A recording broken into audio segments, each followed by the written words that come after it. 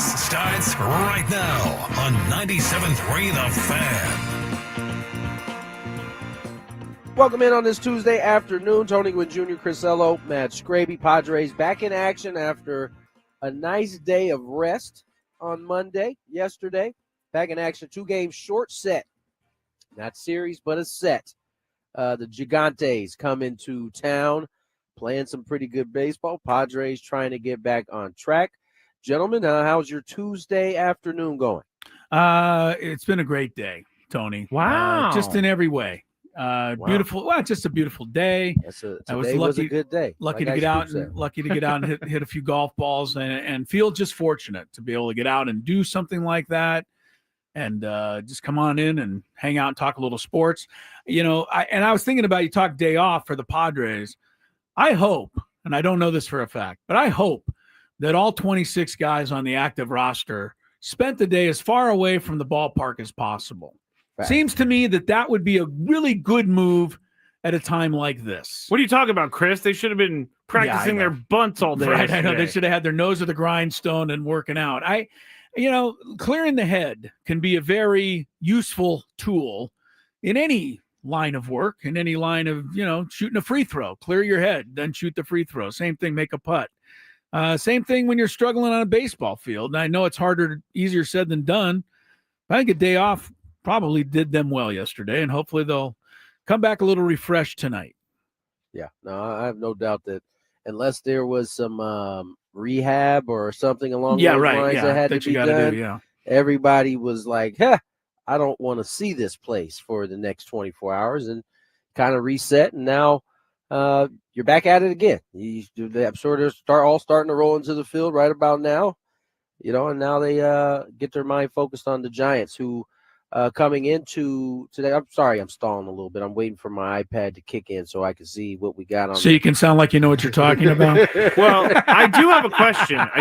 For Tony while his iPad's kicking in.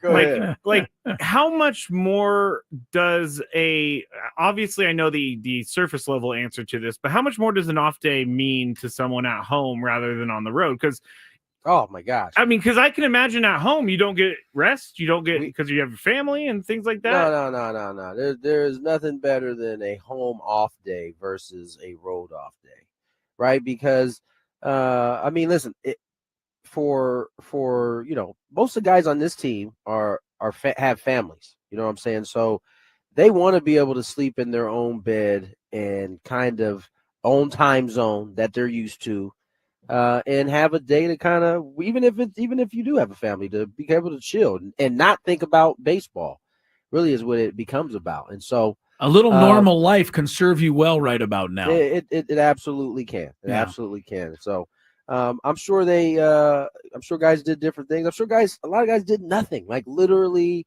sat down, probably watched some playoff basketball, probably, some probably watched some baseball. Some guys who are, just as long as they're not doing it, we're happy to watch someone else do it for sure. Well, look, I mean, these are a couple of big games as far as late April is concerned.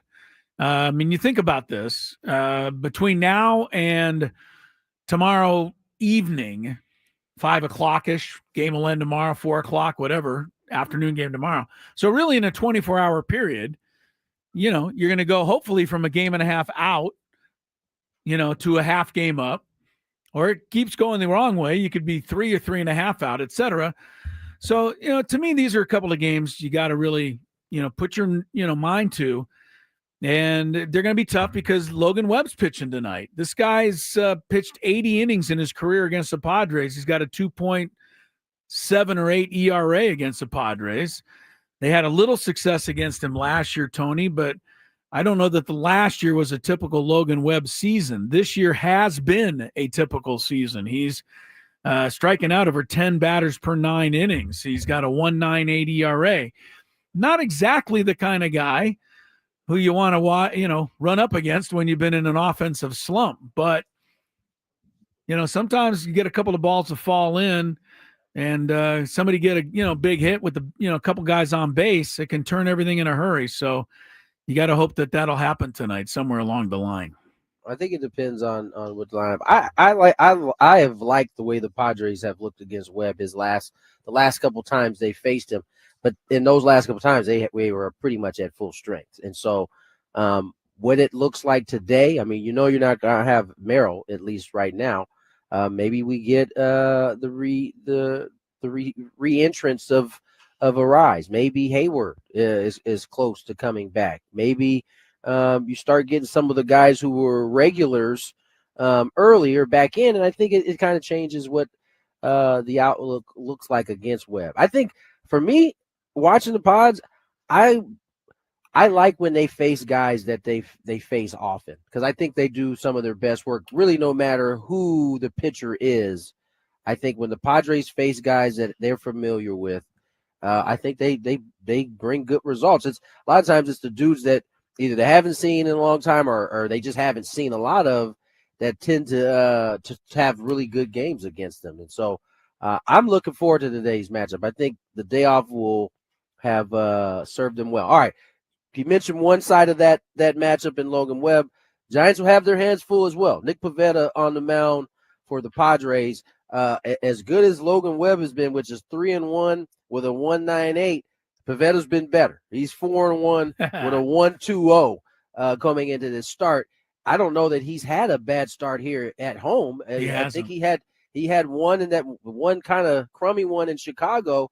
Outside of that, he has been lights out. And so, we had hoped that Michael King would have been the stopper there.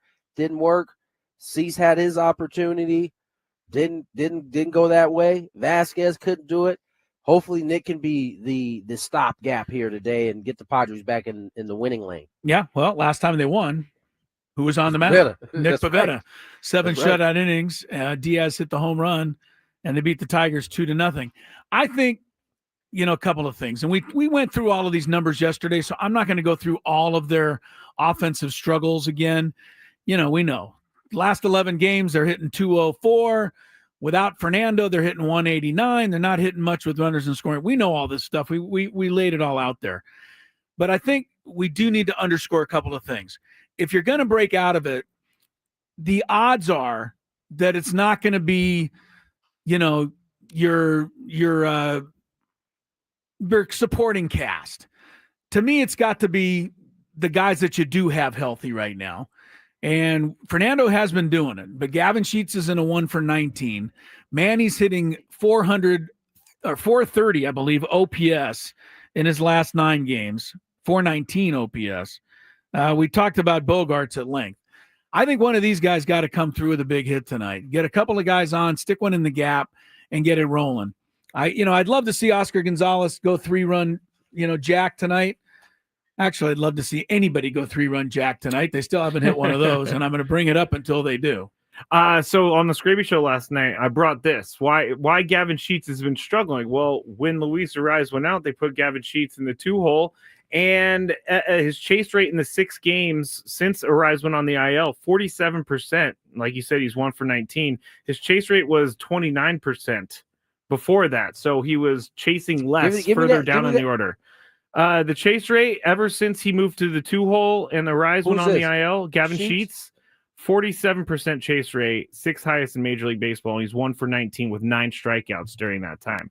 And when he's lower in the order, his chase rate was 29%. 29-47, that's a big deal. But I try to explain how different parts of the lineup matter, but I don't really know, as someone who didn't play professional baseball, why it matters. I didn't play professional baseball. I know. I was kind of teeing up the one guy who played professional baseball here. We were waiting for the professional baseball player to chime in on that. You want to know why it matters? Yeah, why can't someone hit in the 2-hole but can hit in the 6-hole? First, for the record, Gavin hit in the 4-hole the game 1 of the Tampa series. He went 0-for-4 with 2 punchies that game. So that was the experiment, moving him out of the 2 spot, and then they moved him back up. Why does it matter where people hit?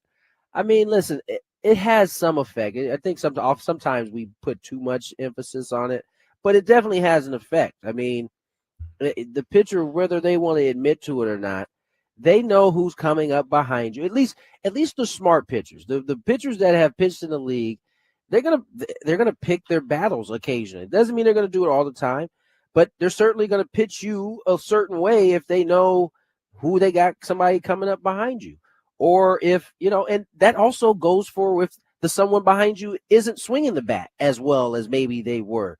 It doesn't just you don't get like a standing and you just get to keep it throughout the entire year. It ebbs and flows as you're doing what you're doing and the guy behind you is doing what he's doing. If he's having a great season, like right now, Toddy, if he's hitting leadoff, so it's a little bit different. But if he comes up, or let's say the bottom of the lineup gets on base, they are preparing for him coming up at some point, and it's going to change how they're going to attack. Let's say the guy 6-hitter, right? He leads off, he gets on base. They walk, the number 7 guy walks.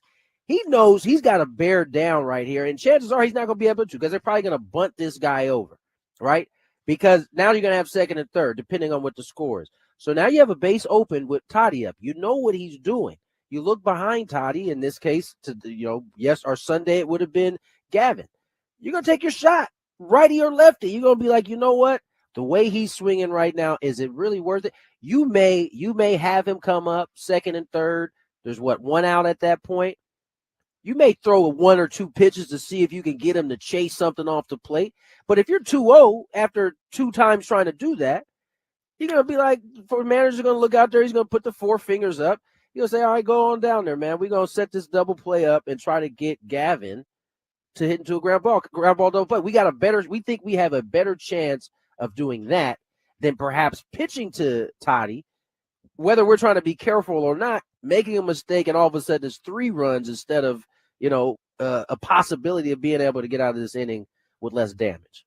Really, really good explanation, Tony. Well, Tony's awesome. Knows what he's talking about. I think I would add one thing to Gavin Sheets' recent struggles. It's what we all talked about yesterday. Everyone's probably trying to do a little too much. And you said his chase rate. Well, that's what happens when you're trying to do too much, right? You chase after pitches you've been letting go by. So very true. It kind of goes along with everything, Skrabe. All right, we have that explanation has taken us almost beyond the point where we could get the break. But we're getting to the break right here. More Gwynn and Chris on the other side. Hey, guys, it's Woodsy. Underdog just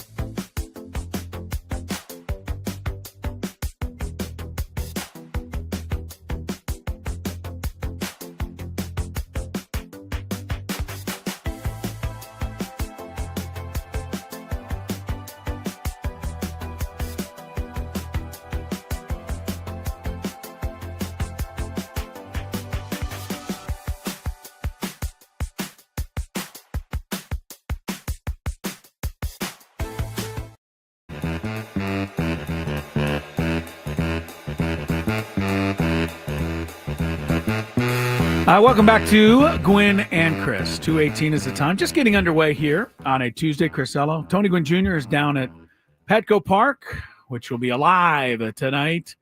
I would expect a sellout crowd and maybe then some for the opener of this 2-game set between the Padres and the first place San Francisco Giants. Giants actually are tied with the Dodgers, 19-10. Padres have slipped a game and a half off the pace. But along with the fact that it's a good game and the fans have been terrific this season, as almost every game's been a sellout so far, maybe one or two haven't.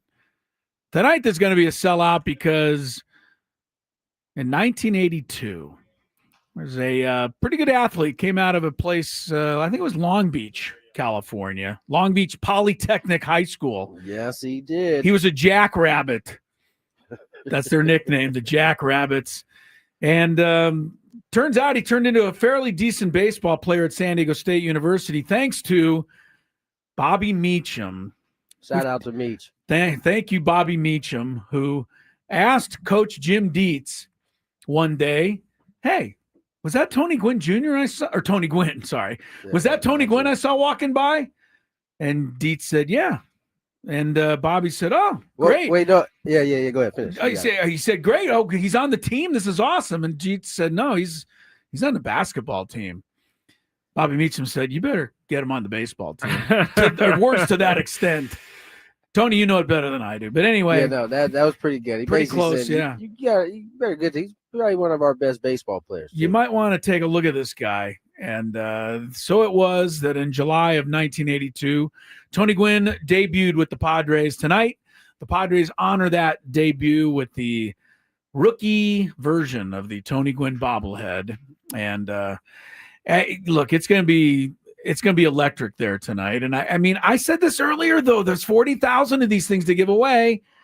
Probably going to be more than 40,000 of you out there who want them. I think I've gotten more requests for tickets to this game, which, by the way, people, I can't get you tickets. So you have no connection. I'm a dead end. I'm a dead end. You are a dead end. Please don't ask, because I'm just going to say I'm a dead end. But I said this earlier to the Padres. I can't tell them, how to do things, but I think they should try to make a few thousand more of these things, because the switchboard is going to be jammed tomorrow. People are going to be calling. They're up. The people who don't get one are going to be mad.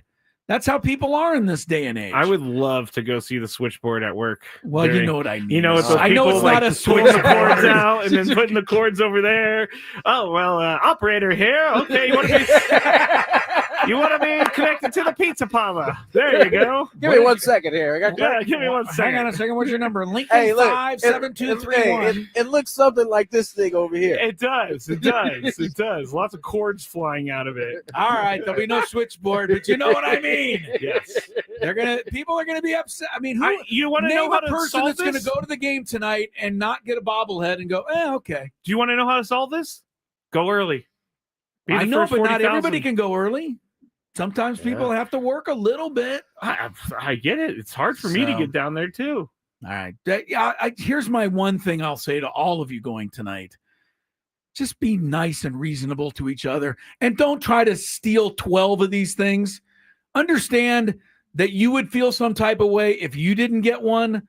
So make sure you leave one for the next person, please. Come on. I think we can all try to do that. Agree. Tony, what is this like for you? Your dad's bobblehead, anything? Register? It'll be cool today. My kids or at least 3 of them are going to throw out the first pitch today. That's another reason to be on time, people. So that'll be cool. But I don't know. Some ways these days can become more difficult. I kind of get to breeze through the day. Most days, a couple people will stop me and say that hello and how much they love my dad, so on and so forth.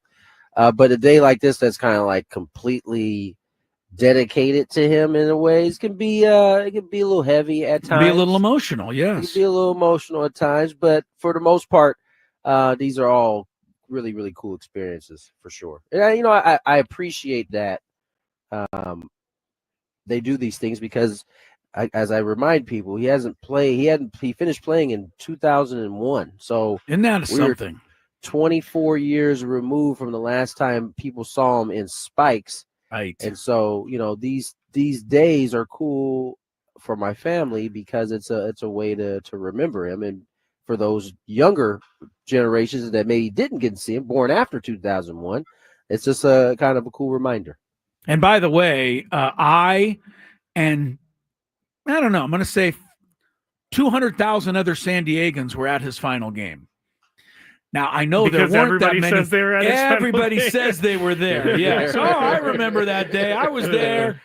Not only did he do, the final game, but Ricky got his 3,000th hit in that game. So it was, quite a memorable day. But yeah, I know a lot of people who said they were there. It is, you bring that up, Tony, and I got to tell you, it's a little bit stunning to me. We're looking at 2 generations of fans now removed from your dad playing. For sure. That's incredible to me. There are people, there are kids that are, if you're at San Diego State, you're going to USD, you're going to UCSD, wherever, you weren't around to see Tony's dad play. No. If you're just getting married, you're starting your life, you're 27, 8 years old, you're maybe having your first child, you were alive, but you probably don't remember seeing Tony's dad play. Right. So, I mean, it's really remarkable now. And you're right, Tony, as tough as, I imagine it gets emotional, but it's quite the honor that we all love your dad as much today as we did 25 years ago. That's incredible. I would say that this might be hard to believe, but I think you always knew that everybody loves you. But when he passed, I think you got more people express that because he wasn't around anymore. So yeah, man, it's a humbling thing for me, and it's like I said, it's a pretty cool thing that people get a chance to experience it and remember him on this day. Well, don't do stupid stuff down there tonight, people. Take your bobblehead. No, take your bobblehead. Be gracious that you got one. And move along for the next person to get one. And hopefully everybody comes out of there enjoying the evening. And, hopefully the Padres treat everybody to a victory tonight. I said we need one. Yes, they need one. I said this when I went and I spoke at my mom's school, but I said, I work with Tony Gwynn Jr. You guys know his dad, Tony Gwynn? And they're all like, who's Tony Gwynn? I'm like, my goodness, this is insane. You're getting old too. I know. Yes, we all are. Quick note, Tony, because I don't know how much I know with next segment we're doing something different. We got our Chris's Fantabulous Sports Game Show. Okay, well, that takes precedence over a lot of stuff. Tony, did you get to see the Warriors and the Rockets last night? I saw some. I know how much you love Draymond. This was a showcase for Draymond Green. It just absolutely was. He got into it with Dylan the Villain early in the game. He got an early technical. He almost got a second one, almost got kicked out of the game. He had 5 fouls at one point, did he? Yes, he had 4 fouls to start the second half, and he was guarding Sengun, the big I saw center. the last possession for sure. Okay, well, the entire game, Sengun couldn't score until Draymond went out with the 5th foul. Then Sengun scored like 20 points in a row. And then that's when I turned to it. When Draymond was out and Sengun was getting off. He was going crazy. So they had to bring Draymond in for the last possession with 5 fouls. And of course he stopped him. Yeah, and the Warriors won the game. Draymond was great. Reggie Miller almost came out of it. He did come out of his seat. I thought he was going to run on the court and hug Draymond. He was so excited by that last defensive stand. And the Warriors won a game in which Steph Curry played the absolute worst I've ever seen him play. He had 5 turnovers. He must have shot 3 air balls from 3, which I didn't know ever happened. But he hit one near Matrix. He hit one near the end, which was important. But it was just a great game, Tony. I know you would have loved it because the Rockets really are all that in terms of young talent. Yeah. And this kid who wears number 1, Amen Thompson. Amon Johnson. Amen Thompson. Amen Thompson. I think it might be Amon. It's Amon Thompson. He Yeah. made some shots, some hanging. His twin layups. brother plays for Detroit. And they're they're both just as good. You got to watch these kids play. They're so exciting to watch. But Draymond is incredible. And I don't think everyone appreciates him like you and I do, Tony. But last night was a night to appreciate him because he won the game again for them. So. Yeah, no, he is when the chips are down, man. I don't know that there's anybody that's gonna beat him one-on-one. And I would put LeBron in that like Draymond, when he decides he's gonna play defense like that, there aren't very many people that are gonna get by him, especially another big. Another big is not going to beat him like that. It was interesting because, and we got to get out of this segment, but it was interesting to me because the Rockets were down 1. They had the last possession and they called timeout, and Reggie Miller and Kevin Harlan, who are they going to go to? Well, they got to go to Sengun. He's dominating the game. He's the guy. And I thought to myself, I wouldn't go to him because Draymond's going to be covering him and it's going to be different. But they went to him. Draymond won the battle. Jimmy Butler said after the game, I do not like Dylan. Yeah, no, I love that. I saw that for sure. Nobody likes that guy.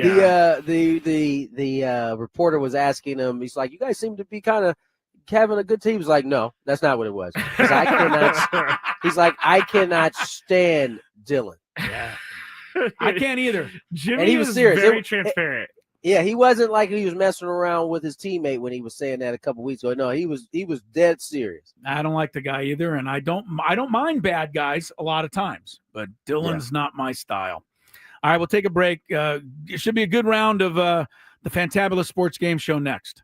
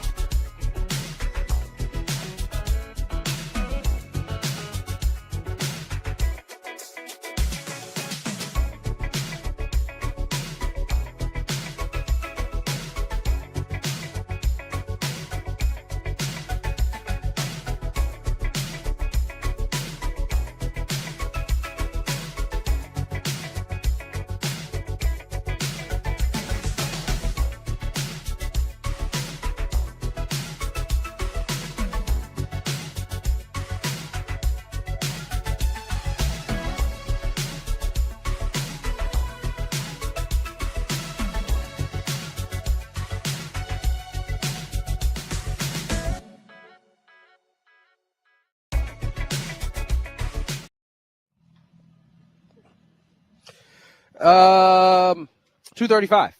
Tony Gwynn Jr., Chris Ello, Matt Skraby here with you. Chris's Fantabulous Sports Game Show is on the way. Skraby doesn't seem too happy, per usual. Nothing new here. Why don't you look at it from the other perspective that you've got nothing perspective? You've got nothing to lose. We all expect you to lose. So the only thing that can happen here is something good. You know, I don't actually like losing. Like, I am a pretty sore loser. We've seen that. Yeah, I've thrown things. I've screamed things. Today might I've be said another things one I of didn't those. mean.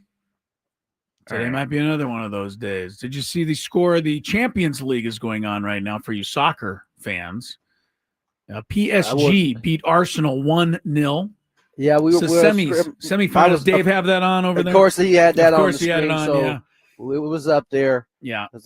He was explaining to me how one of the players who had a gash on his face, or a recovering gash, had gotten spiked in the face earlier in the season, and that was kind of the wound from that spike. Okay, that I'll give you. You can lay on the ground and roll around if you get gashed in the face. The rest of you guys, please get up. Yeah, sorry, no, drives me crazy. What's interesting is that's only in the men's sport. The women don't. You're right. The women don't need to do that. They don't do any of the flopping and flopping.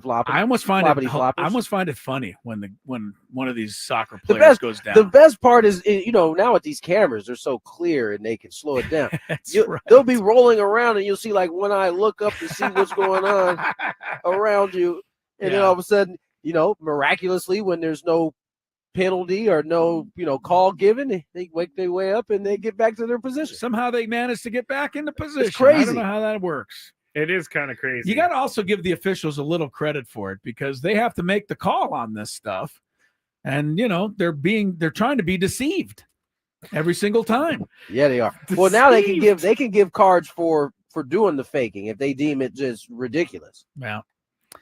All right, 1-0 tomorrow. Barcelona, Inter Milan is the other semifinal. Champions League. I tell you, I think that's a great idea. What's that? What? Yeah, it's an old idea, but not newer to us as Americans. The fact that they take the best couple of teams from each league in all of Europe, and then they play one tournament like this every year. I think it's really good. It's honestly, if you had a different chance to follow Champions Cup, it's pretty sweet, because it is from all over Europe, the best teams. The whole draw is fun to watch. Like when they're putting it together, they're all good, and then they have the 2-match play-in or whatever.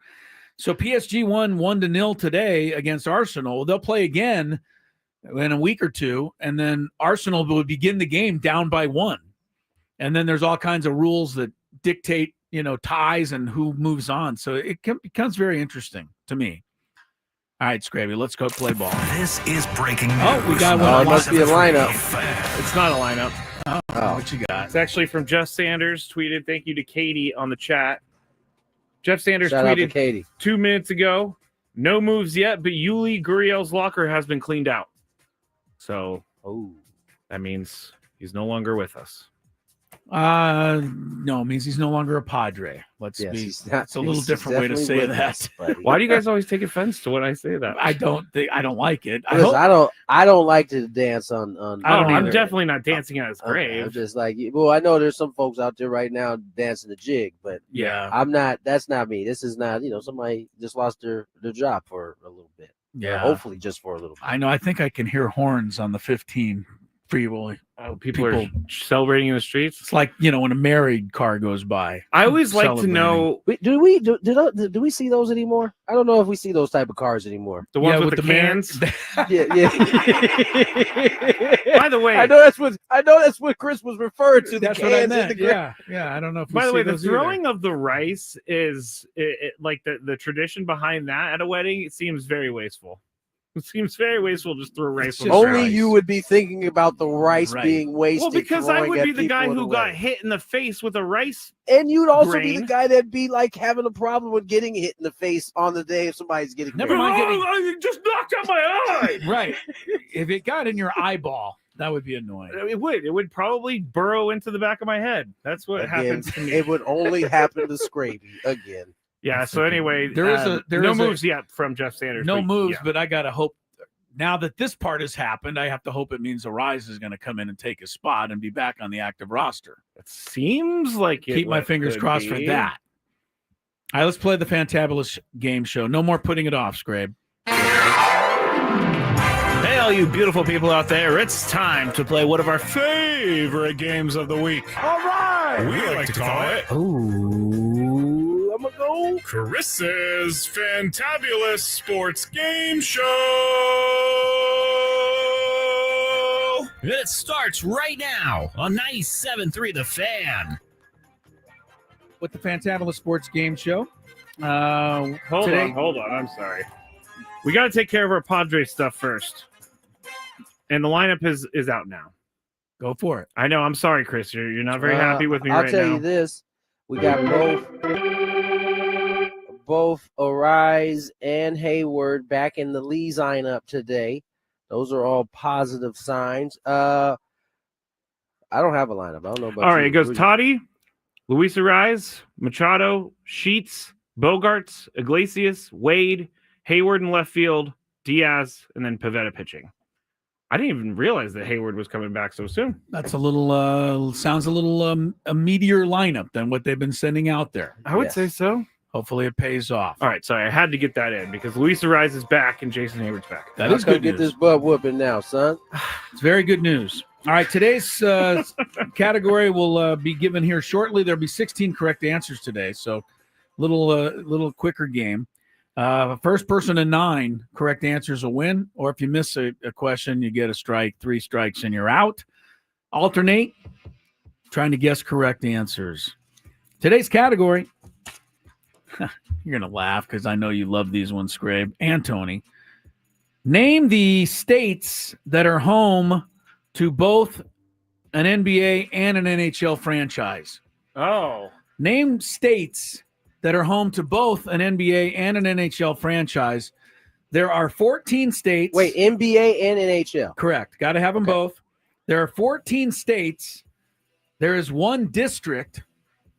And thank you there for is that. and there is one province. Those are all correct answers. Province. Yes, there's a province that is home to both an NBA and an NHL But they're- team. Okay. All right. You got 14 states. You got one district. You got one province. You can choose any one of those. 16 correct answers. Skrabe, you get the choice of whether you want to go first. States that have both an NBA and an NHL franchise. I will go first, and I will just say California. All right, that's correct. There are 4 NBA franchises and 3 NHL, so that's quite a few of both. Well, okay, let me help it. So they got to have one of each. At least, At one, least of one each. of each. At least one Okay. of each. Yes, the NBA. The interesting. California has an NBA team named the Kings and an NHL team named the Kings. That's just something that caught my eye. All right, Tony, you're up.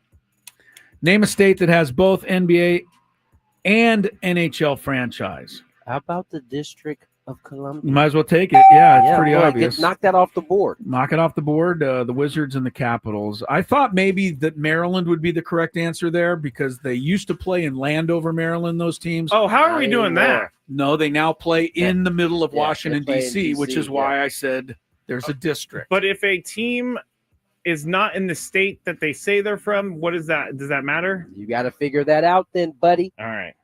You said that DC. doesn't come into play. It Doesn't come into Okay. play. All right. It's not like the Jets or the Giants and New Jersey. That's exactly and all who I that. was thinking No, it's about. not- So I'll that- just go with that state and go New York. New York's correct. Knicks and New Nets. York, New York. Knicks and Nets in the NBA. Rangers, Islanders, and Sabres in the NHL. Skraby has 2. Tony has 1. Tony, name a state, or there's one province also if you want to go there. How about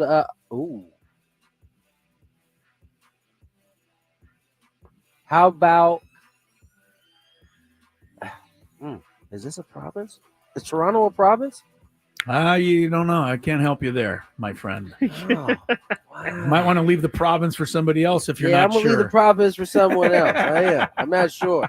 Let's go Tejas. Texas is correct. Yep. Rockets, Spurs, Mavericks. Don't even know why I NBA. didn't think about that. Stars in the NHL. Correct. 2-2. Scrape, you want to attempt the province, or do you want to leave it for later? Don't. All right, you don't have to. You can leave the province for later. I'm going to go with Tennessee. Tennessee, good one, Scrape. Tennessee. The Preds and the Grizzlies, and that's it's a tougher one because the Grizzlies are in Memphis and the Predators are in Nashville. I remember driving through Memphis one time and seeing FedEx Forum. All right, very good. 3-2, Scraby leads. Tony. Pennsylvania.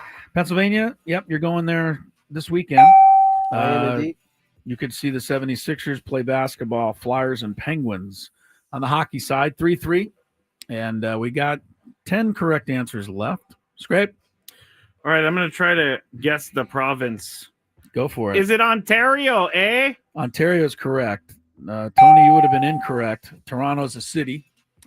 Ontario is the province. I thought it was, but I was like, well, what other province is it? It's Ontario. Toronto Raptors in the NBA. Maple Leafs and the Ottawa Senators are also in Ontario. So that's 2 hockey teams, but it's good for you, Scrape. You're up 4-3. All right, Tony. Oh,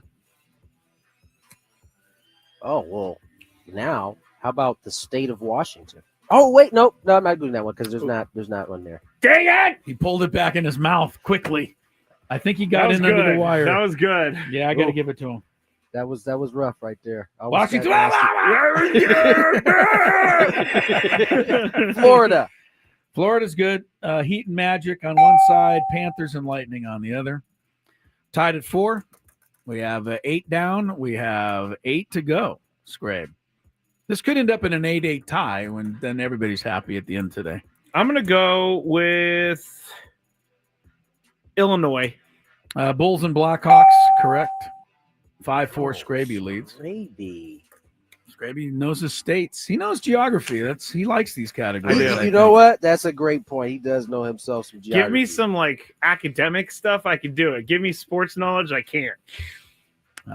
Tony. Oh, up man. Against it here, Tony. You're up against a fired up Matt Scraby in this matchup. I'm the gorilla and Tony's the 100 people. Oh, wait, who did you just say? He said Illinois. Bulls and Blackhawks. Wow. How about North Carolina? Correct. North Carolina. Again, raise up. Heard that song again, over different the weekend. cities. Charlotte Hornets and Carolina Hurricanes. They play in Raleigh. So different cities there, but correct answer nonetheless. 5-5, 6 to go. Scraby. All right. Could be headed toward a tie today, unless somebody misses here. I'm going to go Minnesota. Minnesota. Timberwolves and the Wild are the correct answers there. Scraby hits it, and he leads 6-5. Did I get this right? 1, 2, 3, 4, 5, 6, 7, 8, 9, 10, 11, 12, 13, 14, 15. It's 16, basketball and hockey, right? Yeah, it's NBA and NHL. Okay. 6 how to about 5. 11 down, 5 to go. Colorado? That'll win. Keep you alive. Nuggets and Avs. Tied at 6. It's getting down to the nitty gritty here. We got it's getting sticky. Thankfully, I have left. stuff written down still. So I'm so happy to hear that. Get one then. I'm happy that you got one right. That was so jerky. It was not. I'm going to go with a team that plays in the city or the state, and they totally botched the name, but Utah. The Jazz and the hockey team, I think it's called. No. And since you didn't give me credit for the Boston Pilgrims Americans, I'm not giving you credit for that. Incorrect. They're not the hockey team. They're the hockey club. Oh, is that right? Is that right? You ripped me off yesterday. All I needed was the state. There was no rules against us getting the teams correct. Giving you a hard time. 7-6. Scraby leads. 3 to go. Tony, try to tie it back up with only 3 correct answers left. How about we head out to some of my Michiganders in Michigan? Michiganders, Pistons and Wings. That's correct. 7-7. We got 2 left. Maybe this was much too easy of a category for you guys. All right, Scrape, finish it off here. I'm going to take the easy one. I think it's easy at least. All right. Massachusetts. Oh, Celtics and Bruins. All right. not a fan of you, Skraby. Skraby leads 8-7. Tony, you can forge a tie, and we'll just call it a tie today. Or if you miss, then Skraby will get a chance to win the game. I think I know. Oh, Tony, he's trying to put the pressure on you, Tony. I definitely think I know. He thinks he knows. Ooh, do they still have a team? Tony's got to. I think Tony's in the right direction because I thought the same exact thing. So they have a team. I'm just gonna go with it. Ohio. Oh, HIO. That's correct. Cavaliers in Cleveland, the Blue Jackets in Columbus. Okay, they still exist. Okay, That's sure. it. 8-8. I got nothing else. There are no Who did more you correct have? Who answers. was you about what to were you use, going to Skraby? say? You were going to say Ohio? No, What were you going to say? Arizona. Where do the Coyotes play now? They're not there They're the no Utah more, baby. Hockey Club. Oh, well, thankfully I didn't say it. Well, that's I correct. wish you would have. Yeah, if you would have gone with that one earlier, you would I have told- tasted defeat. Yeah, Arizona's not a correct answer there. Okay, thank you. Well, you guys both went 8 for 8. Give yourselves a round of applause and some music. That's the first time that's happened in the Fantabulous Sports Game Show. Tony and I have not- never got to dance to the music together. I couldn't stump you on any of those. You guys got them all. Very well done. Nice work, Skraby. Thank you. How did you come up with the hockey and NBA? I don't know. I don't know why I I don't think of know. these things. I try to come up with just, I don't know what I think of. I mean, honestly, we once had the most popular dog breeds. I don't know what goes through my head, right? I think we need a tiebreaker next time, though. Yeah, usually I have one, but I didn't think that this would go 8-8 like that with no strikes or anything. You guys just blitzed it. So I'll take Blitzed it. it. I'll take it. I don't really have a good tiebreaker thought for that, that would make sense in that category. So take a tie today. Be I'm happy with going that, to. Skraby. I'm going If I to. came up with a tiebreaker right now, you'd probably lose it. So Yeah. if I were you, don't look a gift horse in the mouth. In as the word. mouth. Oh, that's The just getting saying ready to goes. say What is that. it? What does it mean when you say a gift horse? I'm not exactly sure, but I know it's a saying. It's a good saying. And why You know shouldn't I that. look in its mouth? I don't just be looking at anything's mouth unless you're a dentist personally. But, Unless you're a dentist. Hey, Padres news too.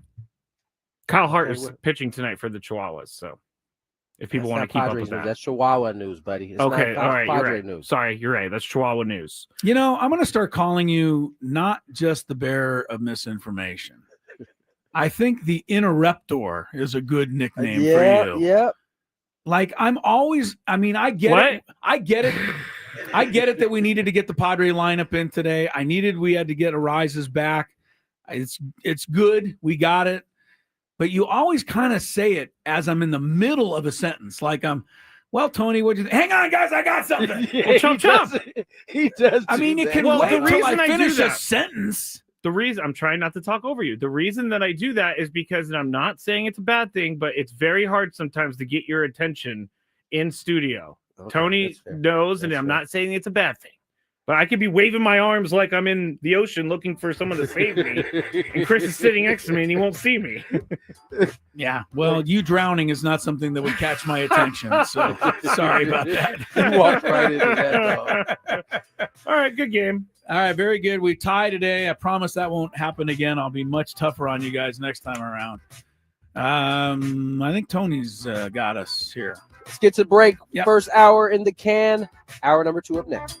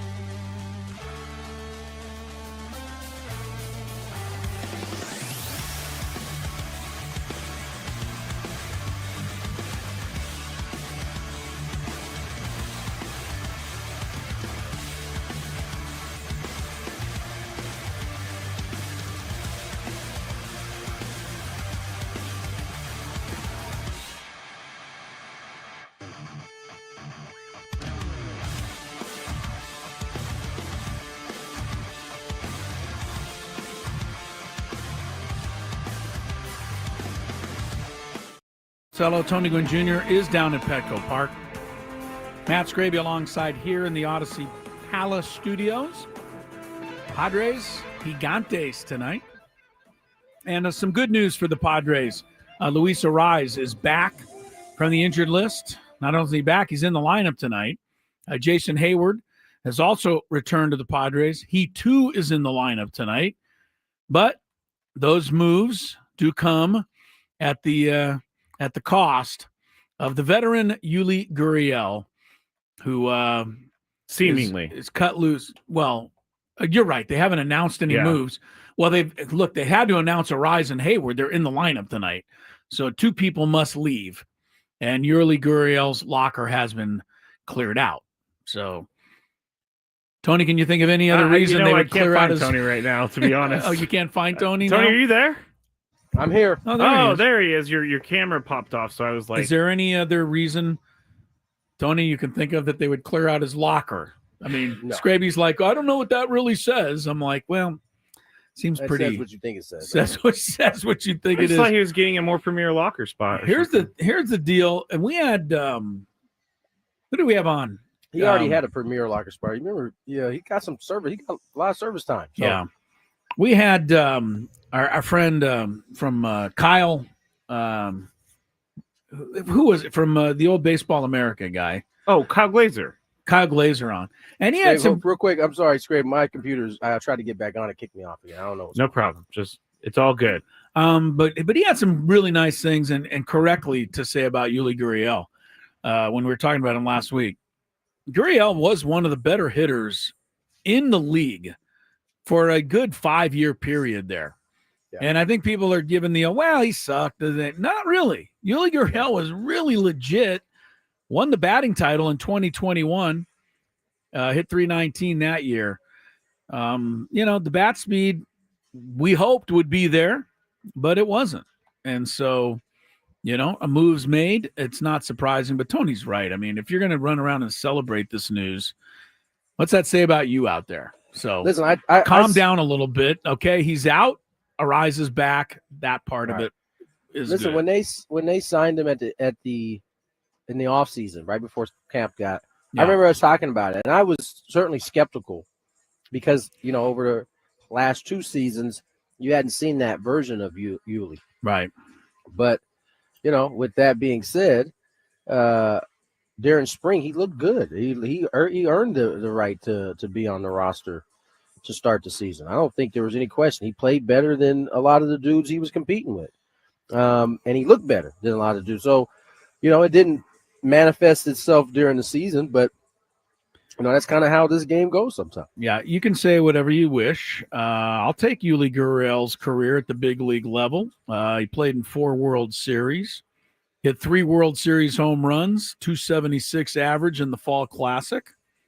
Not too bad. So Yuli Gurriel moves on. Arraez and Hayward are back. And while we have Tony, let's get into today's Daily Gambit. There's a lot of winners and losers to talk about, especially from last night. Do you like money? I think about money a lot. Do you like money without doing anything? Winning. Do you want to make money while watching sports? I think Washington is immortal luck. Washington! Woohoo! If you answered yes, this is your segment. Just don't blame us when you lose. Nothing is ever your fault. It's your game. Take it. Gwynn and Chris go through the top bets of the day in The Daily Gambit on 97.3 The Fan. Daily Gambit is our daily sports betting segment here on Gwynn and Chris. Please, everybody, gamble responsibly. I just put up our conversation about Tony Gwynn Sr.'s bobblehead night. So if you want to see that conversation, go to YouTube. Search 97.3 The Fan, and you'll see it up there. And if you haven't, go to YouTube and subscribe to it, because a lot of different videos are going up there from the station, and we are trying real hard to get more content up on YouTube for everybody. So, with that being said, I believe when you say we are trying really hard, you mean you. I mean honestly, we as in everybody. I was going to just say I don't even know how to put content on the YouTube page, so I know I'm not doing it. You can add me to that list as well. When I say we, I talk about Paul, Braden and Adam and myself. Right. So We appreciate you guys. all right, let's get into the bets from last night.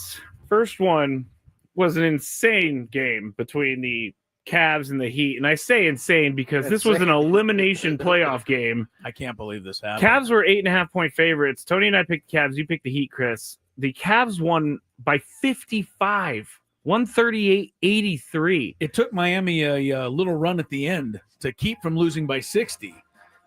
That's insane. Yeah. How do you show up to an elimination game and not actually show up? It's hard to do. Eric Spoelstra, who I still think is a great coach, but afterwards he said, man, that was humbling. That was just humbling. I don't know. I don't know how you can lose a game quite like that. They lost the previous game by 37 points at home. So back-to-back annihilations by Cleveland. I think it's pretty simple. They aren't very good. They wanted to go home? No, they weren't very good. I mean, they traded their best player away to another team. Who was they weren't that? going to get Adebayo? better. No, Jimmy Butler. Oh, duh. Yeah. They weren't going to get better. They didn't. All right.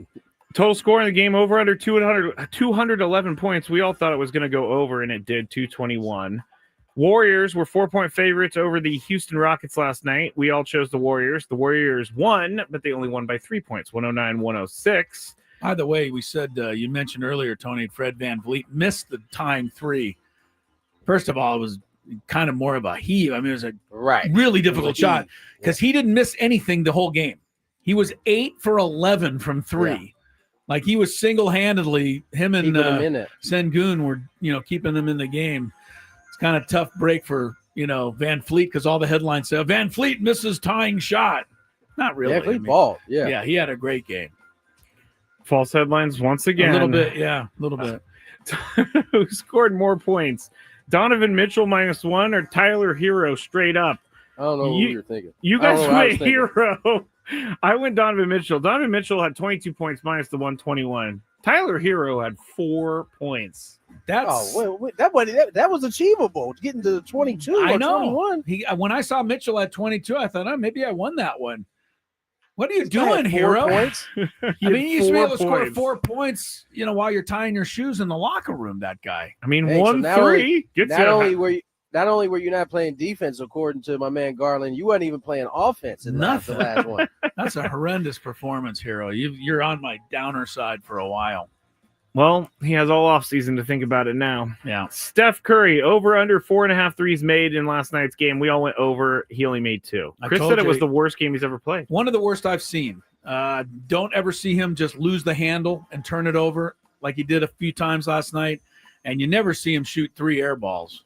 Yeah, no, you definitely don't see that. But you know what? He's still worth guarding. So he's an effective player, even on nights he's not having his best.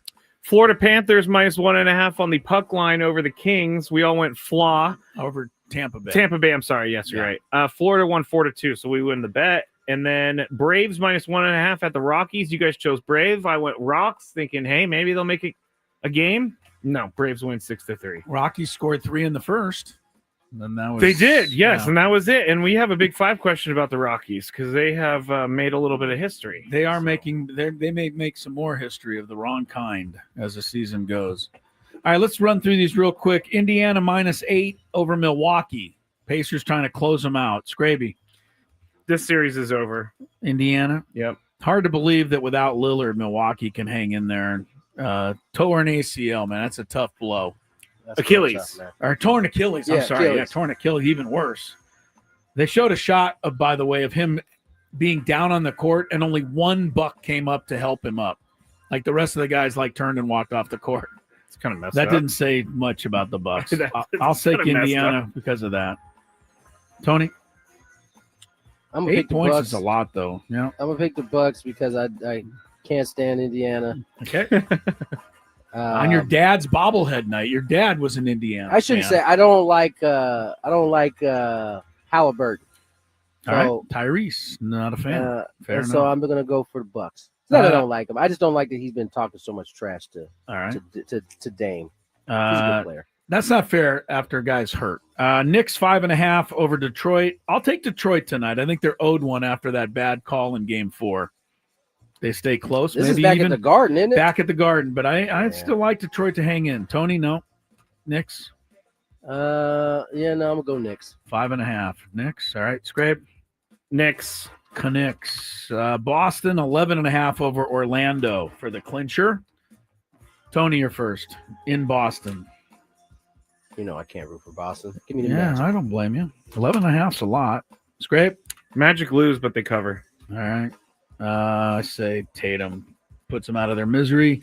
Clippers on the road, 1.5 at Denver. This is the only series that is 2-2. Every other series is 3-1 or, this is a 2-2. Game 5 in Denver. The Clippers are favored in Denver, Scraby. What do you think? I just can't bet on a team that fired their coach before the playoffs, so I'm going to go Clippers. Yeah.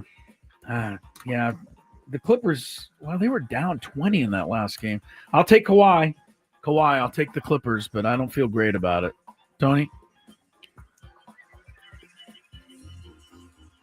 Tony? Clippers. Oh, Clip. Sorry. Well, he doesn't like picking the Clippers either. I had to really think about that. Yeah, Kawhi Leonard, 35.5 points plus rebounds plus assists. The funny thing about Kawhi, points he gets, rebounds he gets some. He doesn't get a lot of assists. He's not looking to pass when he gets the ball. He's looking to score it. I think I'm first, and I just love Kawhi, so I'll say over. He had 39 points that one game. Tony? Over. Over. Giants are favored over the Padres tonight by 1.5 runs. Tony, you're first. I think I know you're going to take the Padres. Skraby? Yeah, I think Pivetta stops the slide. Pivetta stops the slide. We all go with that. Who gets more strikeouts tonight in the Philadelphia-Washington game?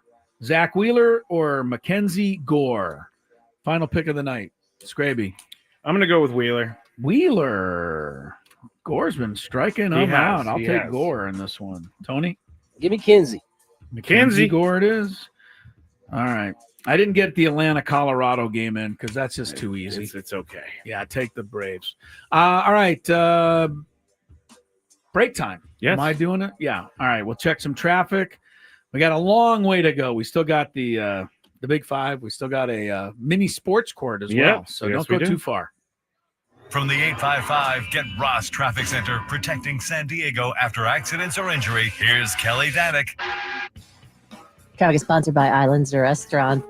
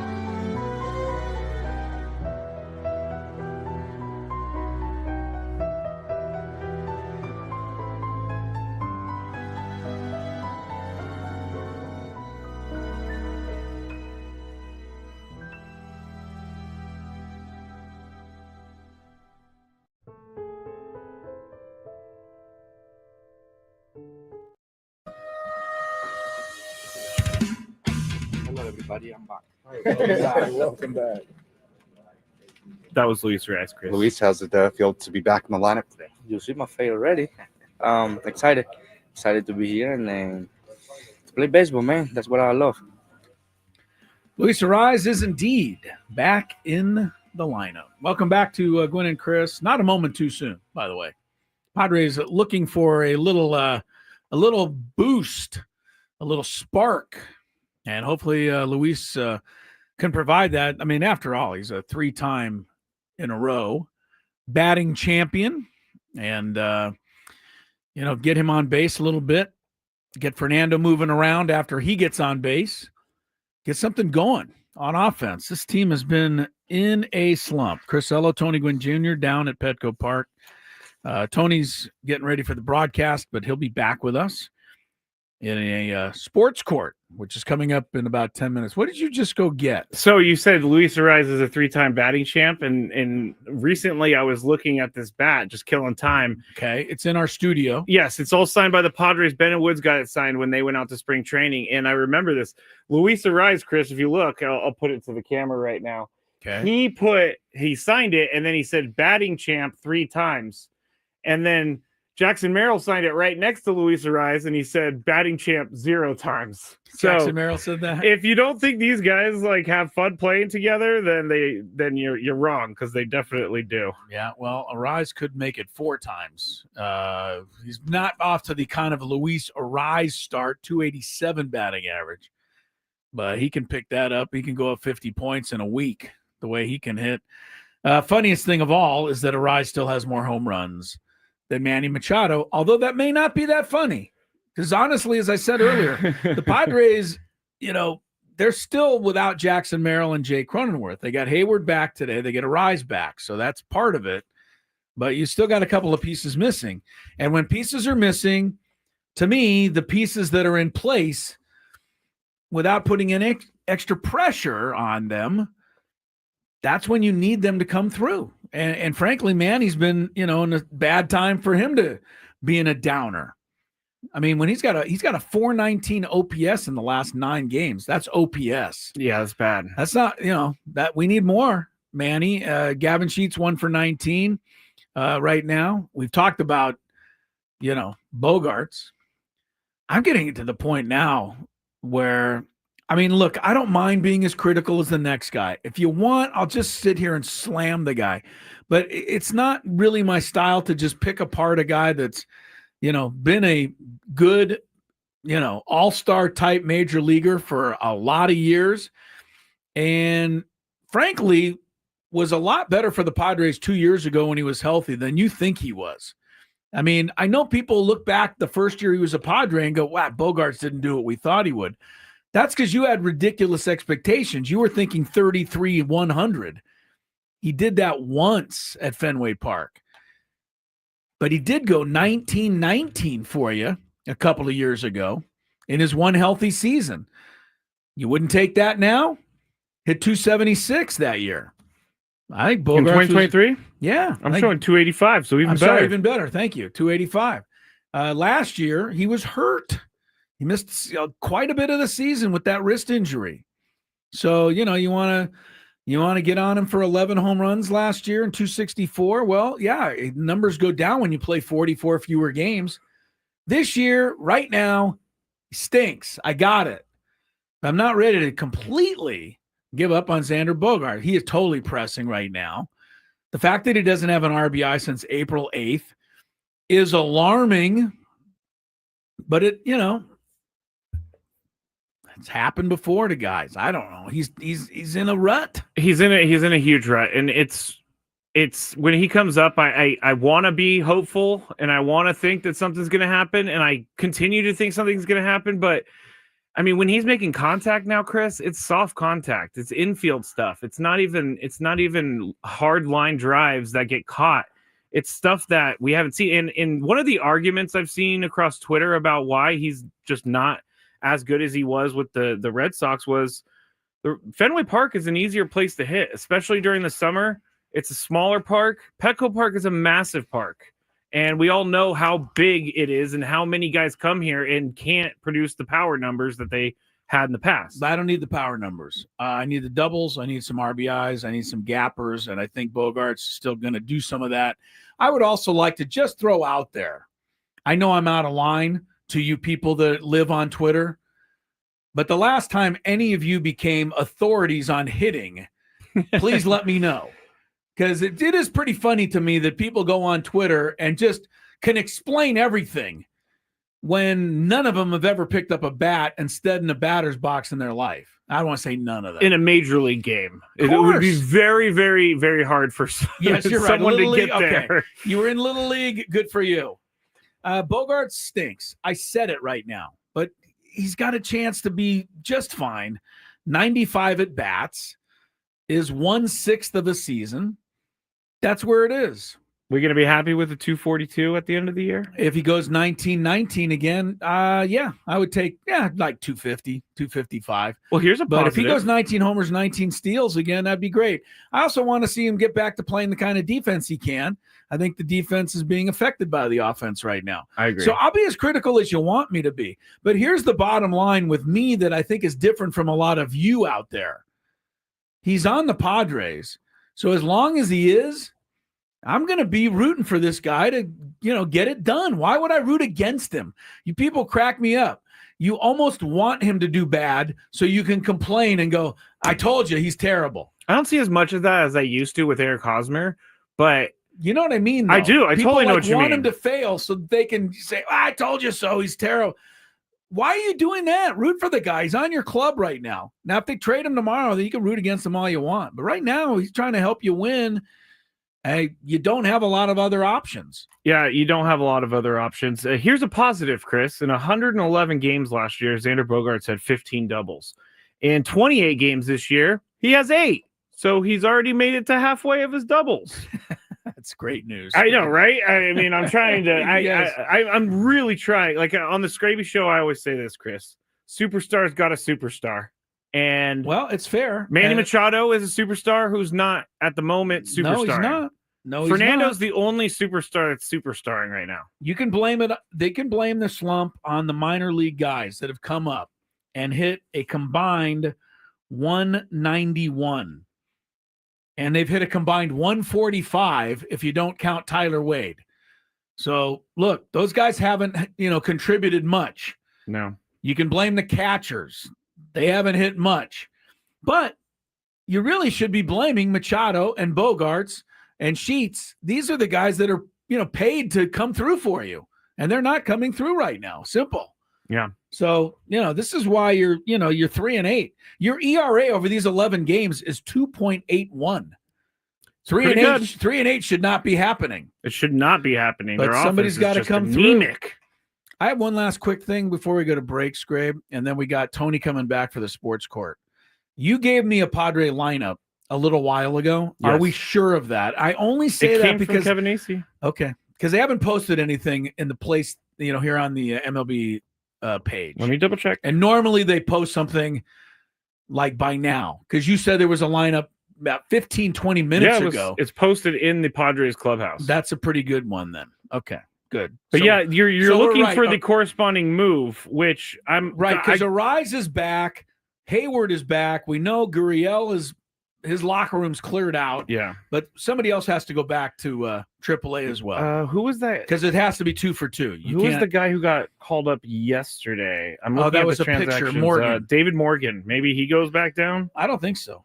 I think they want Morgan. They want to see what he can do. He's got an electric arm. I think, frankly, if you want me to ask me who I would probably think they'll send back right now, Connor Joe. I think so. Because that's a guess. We don't know yet, but somebody's got to go back so that Hayward and Arise can come up, both. Jose on the other side wants us to answer. Explain why Xander can't get benched for a few days. He could. There's nothing against any of that. But when you've already got half your team on the injured list, can't afford it. Doesn't make a lot of sense to take one of your quote star players and put them on the bench also. Yeah. When everybody's back healthy, Jake comes back and Lockridge comes back, and who else is still out there? Jackson Merrill, duh.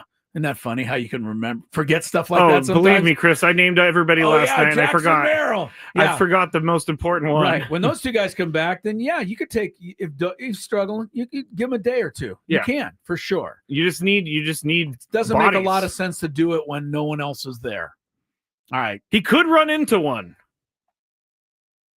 That makes it sound like he's closing his eyes and praying for rain. I get so many tweets about how he can't hit out of the infield, and I can't argue back because I haven't seen much lately. Right now, he's not hitting out of the infield. All right, maybe Logan Webb will serve him up one tonight. We'll take a break. More Gwynn and Chris coming back with Tony and the Sports Court.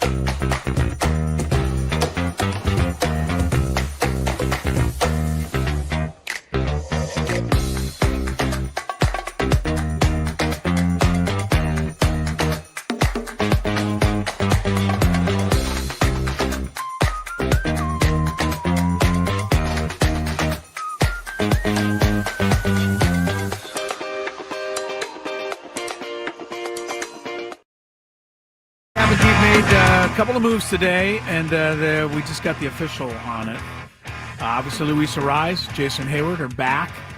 They're both in the lineup tonight against San Francisco. Yuli Gurriel has been DFA'd, designated for assignment. That's another lengthy word phrase, 3-word phrase. It's a lengthy phrase for cut. Or you get out. All right, that would be kind of, yeah. DFA, the acronym is very... Designated for assignment makes it sound like you might have a chance. That is true. Yeah, you don't have a chance. You designated me for assignment. Thanks. Oh, wait, that means that you don't want me. Yeah, where are you assigning me to? Yeah. Gurriel did not get it done. Simple. Hit 4 for 36, 111. Yeah. Hard to keep your job in the big leagues doing that. Mason McCoy was placed on the injured list today. That's the other corresponding move. We had surmised that maybe Connor Joe would get sent back. Not the case. Connor Joe's still on the ball club. Logan Webb will pitch against the Padres tonight, the scuffling Padres tonight. Logan Webb, not exactly the best option. He's pitched pretty well against the Padres in his career. He's made 13 starts. He's got a 2.90 ERA in 80 innings against the Padres. He is 4-3. He faced them 4 times last year and did not allow more than 3 earned runs in any of those starts. So you're not going to get much tonight, you figure, but hopefully you're not going to give up much. You got Nick Pivetta, who has been, you talk about unhittable. Yeah. His 3 starts at home are, what is it, 0.20? Something crazy like 4 that. starts at home. It's the best 5-game start he had in Padre history. Better than Musgrove, better than anybody. That is pretty good. So Nick Pivetta, keep it up, Nick. And his attitude is, let's keep going. Let's just keep doing the thing. I'm not going to be celebrating this right now. I'm just going to keep doing my thing. And hopefully by the end of the year, I'm celebrating. Yeah. At home, 7 innings, 7 innings, no runs, 7 innings, no runs, and 6 innings, 1 run. Come on. Do the Rockies he's given count? up 1 run. Are we going to count the Rockies? I counted them. Okay, good. We should count the still Rockies. part of the league until Yeah. further notice. All right, Tony's getting ready for a little round of sports court here. So let's get him settled in, and let's check traffic. Yeah? No? We got 1 more minute. We got to wait for the traffic, Chris. 1 more minute. God, you're tough. People want their traffic in the place that they need their traffic. I get it. No, you need your traffic. Okay, let's just go on the Rockies real quick. We'll Okay. talk about them more in the Big Five. They lost again yesterday. They're 4-24. They're on pace for 23 wins. The lowest ever in this incarnation of the world of baseball the last 125 years. The lowest ever is 40. They're on pace for 23. They're not even close to the pace of the worst team in baseball history, the 62 Mets or last year's White Sox. Who's the one guy on that Rockies team that wishes he was anywhere else? Like, I mean, because some guys are getting playing time. Mickey Moniak, they picked him up after being released. Yeah, it's a good chance for him to get. Yeah, you're right about that. But it's like German Marquez like begging to be traded so he can go play for a winner. I don't know, man. Herman's not really getting a lot of guys out. I think the best guy they have is Brenton Doyle, but he's getting swallowed up by it all now. They're all hitting, 190. I mean, it's just got to be a depressing place to be around. I'll tell you the guy that probably wants out of there. Bud Black? Yeah, but he wants to keep his job as a major league coach. But did he sign an extension? Yes. I wish they gave him a chance. He doesn't even have a chance. All right, enough on them. We'll talk more about them in a week and a half when the Padres go there and better win. Tonight, it'll be the Giants' first a chance for you to enjoy some sports court. From the 855 Get Ross Traffic Center, protecting San Diego after accidents or injury, here's Kelly Danick. Got a few stalled vehicles causing problems on our roads this afternoon, guys. Northbound side of the 15th to 163. It's a utility truck blocking the HOV lane. Also traveling on eastbound 8 near the 805. Stalled car in the center divide. Going to find further east on the 8th, right before 2nd Street. Crash being cleared out of the slow lane. South on 125, right past the King Freeway, an accident blocking the fast lane. And looks like another stall reported westbound 56 at the Carmel Valley Road off-ramp. I'm Kelly Danick with Gwynn and Chris, San Diego's #1 sports station, 97.3 The Fan. you have a sports issue, San Diego? Do you need a third party to make a decision? The guys have put on their robes and picked up their gavels. All rise. Here comes the judge. Gwynn and Chris Sports Court starts now on 97.3 The Fan. Well, guys, it's been quite a while since we've done a sports court, so I'm excited to do this. This is kind of an impromptu sports court. You know, we had to make a last-minute change, so I have a couple random topics. Is that why the viewers on YouTube can't see us? Correct. Why did that actually happen? I forgot my computer at home. No. Sorry, the person we were going to have on had to cancel, so I had to scramble and figure out what we're going to do. And sports court was it. Why don't you just take the blame and not throw this other person under the bus? I didn't name them. Well, you kind of fine. It was all me. You know, I forgot my computer at home. Very good. I just really, really wanted to talk about this first topic because this topic is up my alley. And if you have any of these situations that you want to ask us about and get our opinions on it, you can just reach out to @Matt Skraby on Instagram, Twitter, all that good stuff. So, guys, I know Tony's seen it. I'm not sure if Chris has seen it, but there is a question going around the internet that is gaining steam. And it's, could a gorilla defeat 100 people in a fight? Yes, this is the thing that's floating around the internet right now. Right. So I'm going to have Tony go first because he's aware of this gorilla versus 100 people commentary. This is an issue that probably deserves to be before a judge. Honestly, gorilla versus 100 people. Yeah, this is pretty important stuff. So now here are my guidelines. We're getting 100 normal people. We're not going and finding The Rock. The 100 best athletes. Yeah, right, we're not going to find The Rock and Stone Cold and all these other guys. Like, I see a list of, like, all the WWE guys. The Undertaker. Well, The Undertaker could kill the gorilla. We're not doing that. We're just doing 100 normal people. Tony, who wins in a fight? A gorilla or 100 normal people? This first of all, we got 100 normal people. And I believe it's a silverback gorilla. It's not just a regular gorilla here. King of the jungle. Right. I mean, I don't know if you guys have ever actually seen a gorilla like pound his chest. I have. You guys ever seen? Do you see how hard that thing he's doing that thing to himself? Like, I do. And he's not flinching. So, I would just say, how would you do this? Because if you're sending him in waves, he's gonna just kill the first 10. Send him in waves, and then everybody else is gonna be like, I don't want to do this. I should also add the people do not have a weapon because the gorilla does not have a weapon. This isn't a real fight. I think an adult silverback gorilla, I think, is handling 100 of us regular folk easy. Here's the average size of a male silverback gorilla: 300 to 430 pounds. Yeah, right. And anywhere from 4 feet 11 inches tall to 5 feet 11 inches tall. I believe the wingspan is like 8 feet. Yes, it doesn't give me feet here, but it says 2.3 to 2.6 meters. Yeah, so, no. Chris, so he's yanking someone's arm clean off their body, and the next human being that's watching that is like, I'm good. Yeah, wingspan. Fight or flight. I'm out. 7.5 feet to like 8 feet. So Tony says the gorilla is going to win every time.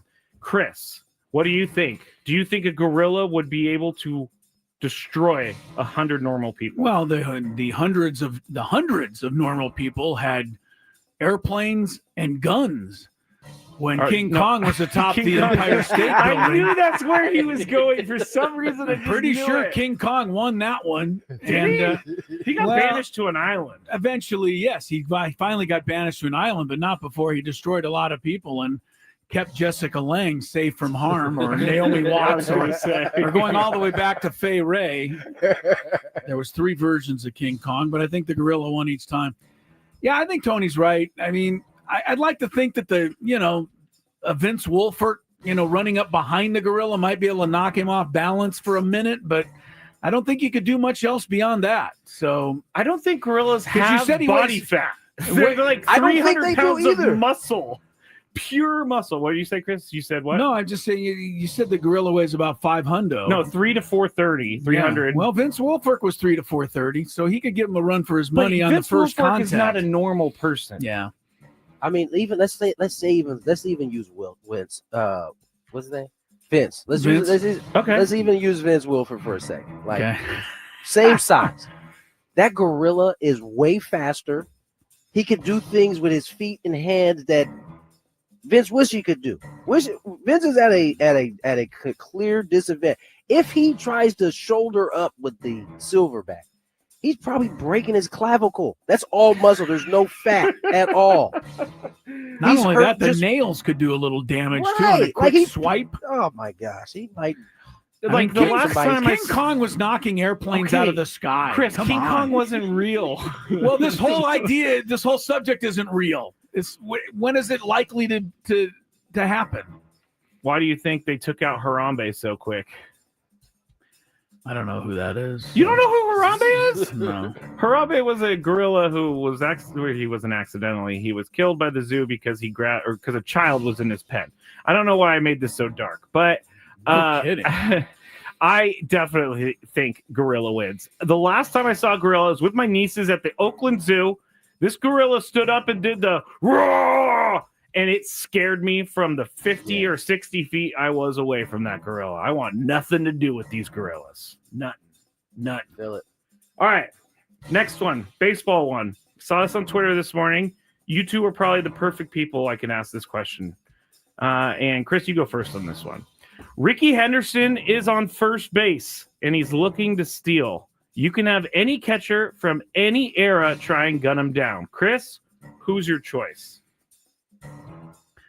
Trying to think of the greatest arms I've seen. First of all, you can't go wrong if you just go with Johnny Bench.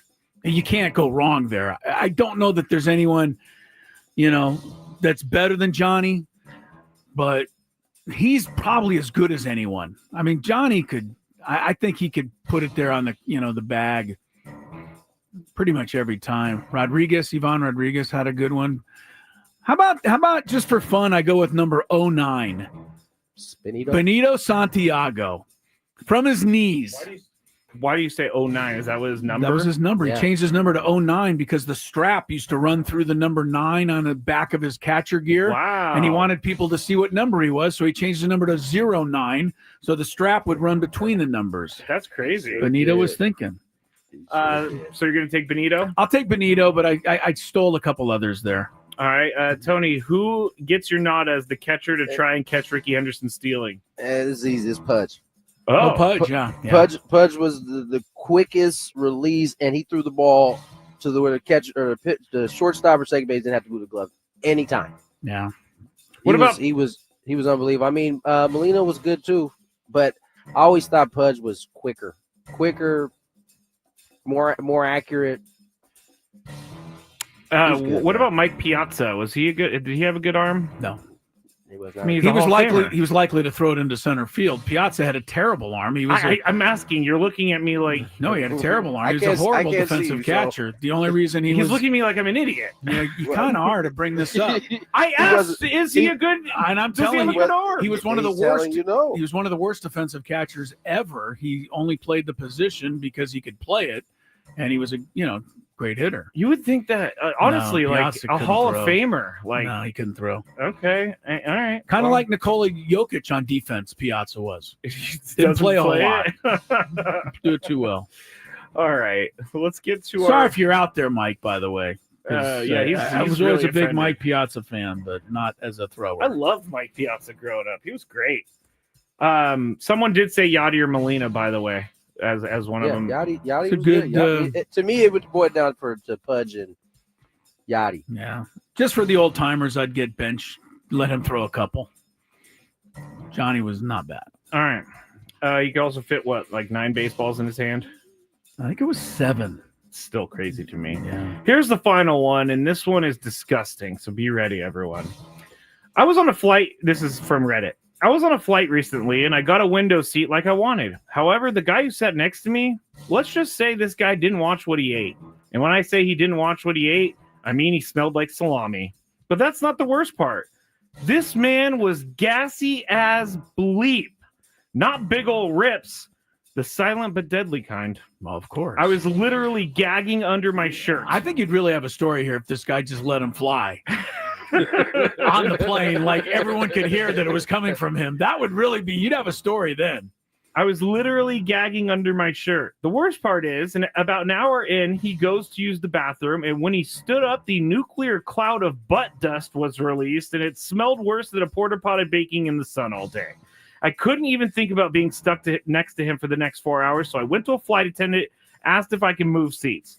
They said yes, I could, and told me it was the area with extra leg room. So I thought this was going to be great. It's going to work out better for me, until the flight attendant asked me for a credit card for the upcharge.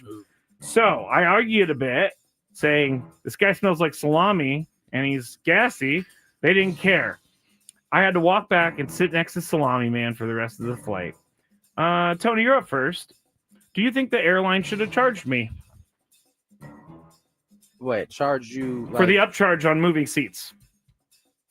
Yeah, I mean, yeah, bro. Sorry, you picked. That's the seat you picked, and you just happen to get Gassy Gasserton. And so, if you're gonna move seats, you gotta pay. That's listen. I think the airlines is a racket, no doubt. Yes.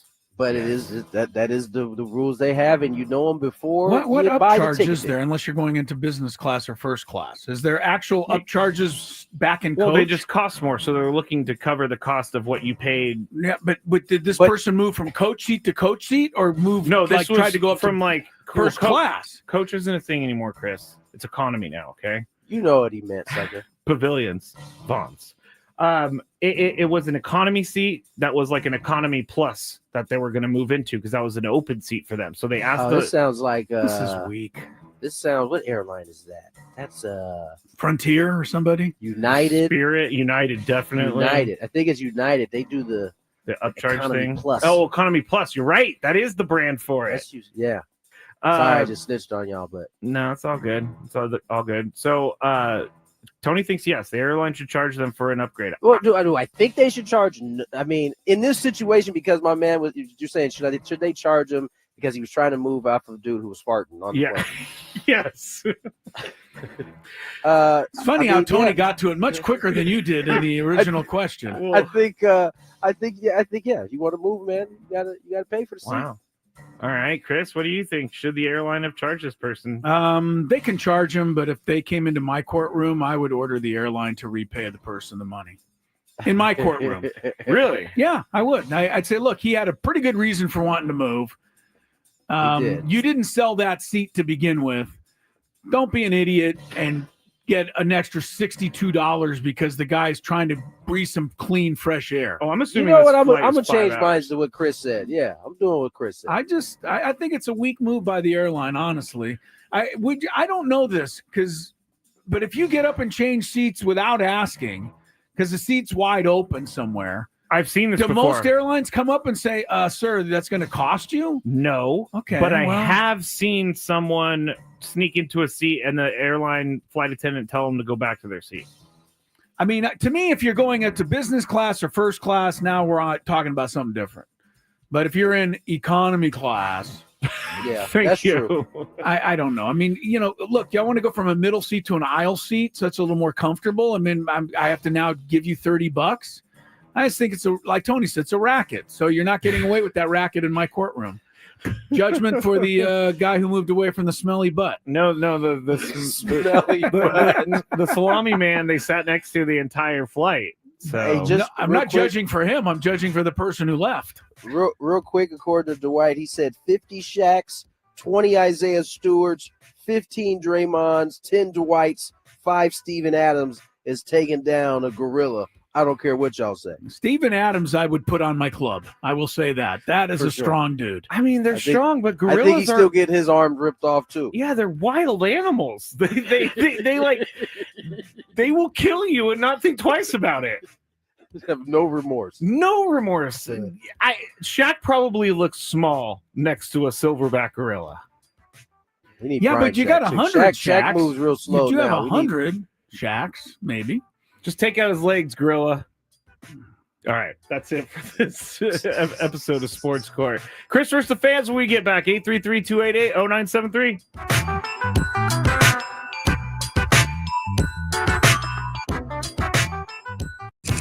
Padres Giants today. This place is electric. Pre-game 5.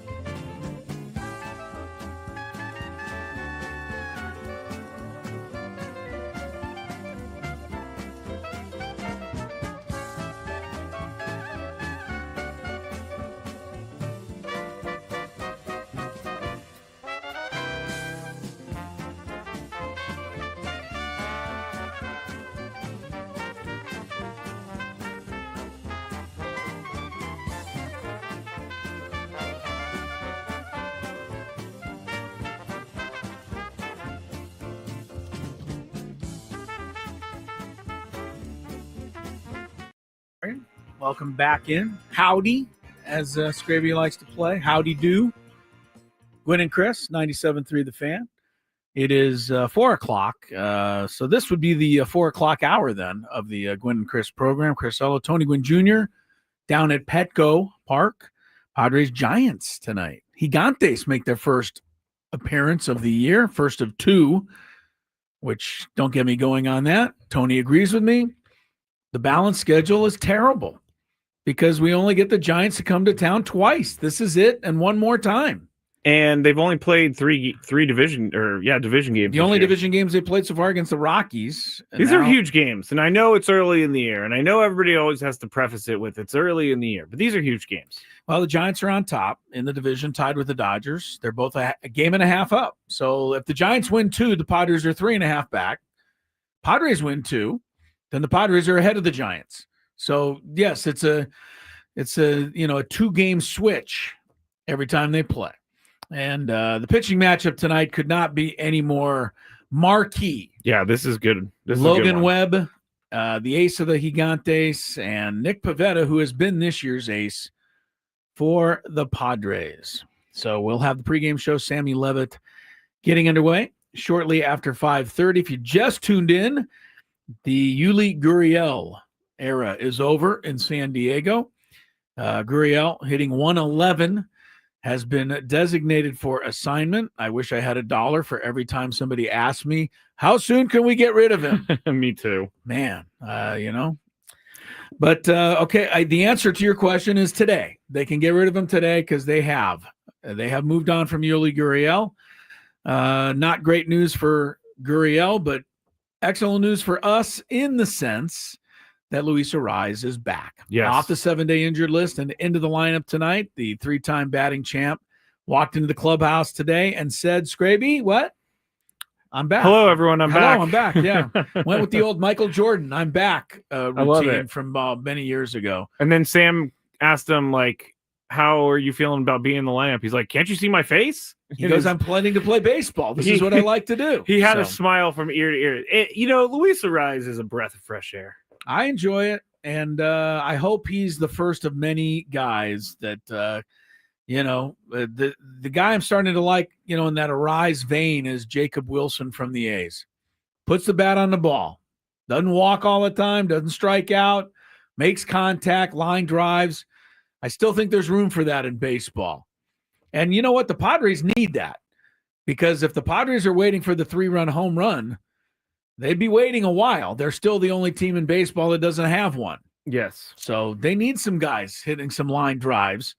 And Arraez is back. Jason Hayward is also off the injured list today.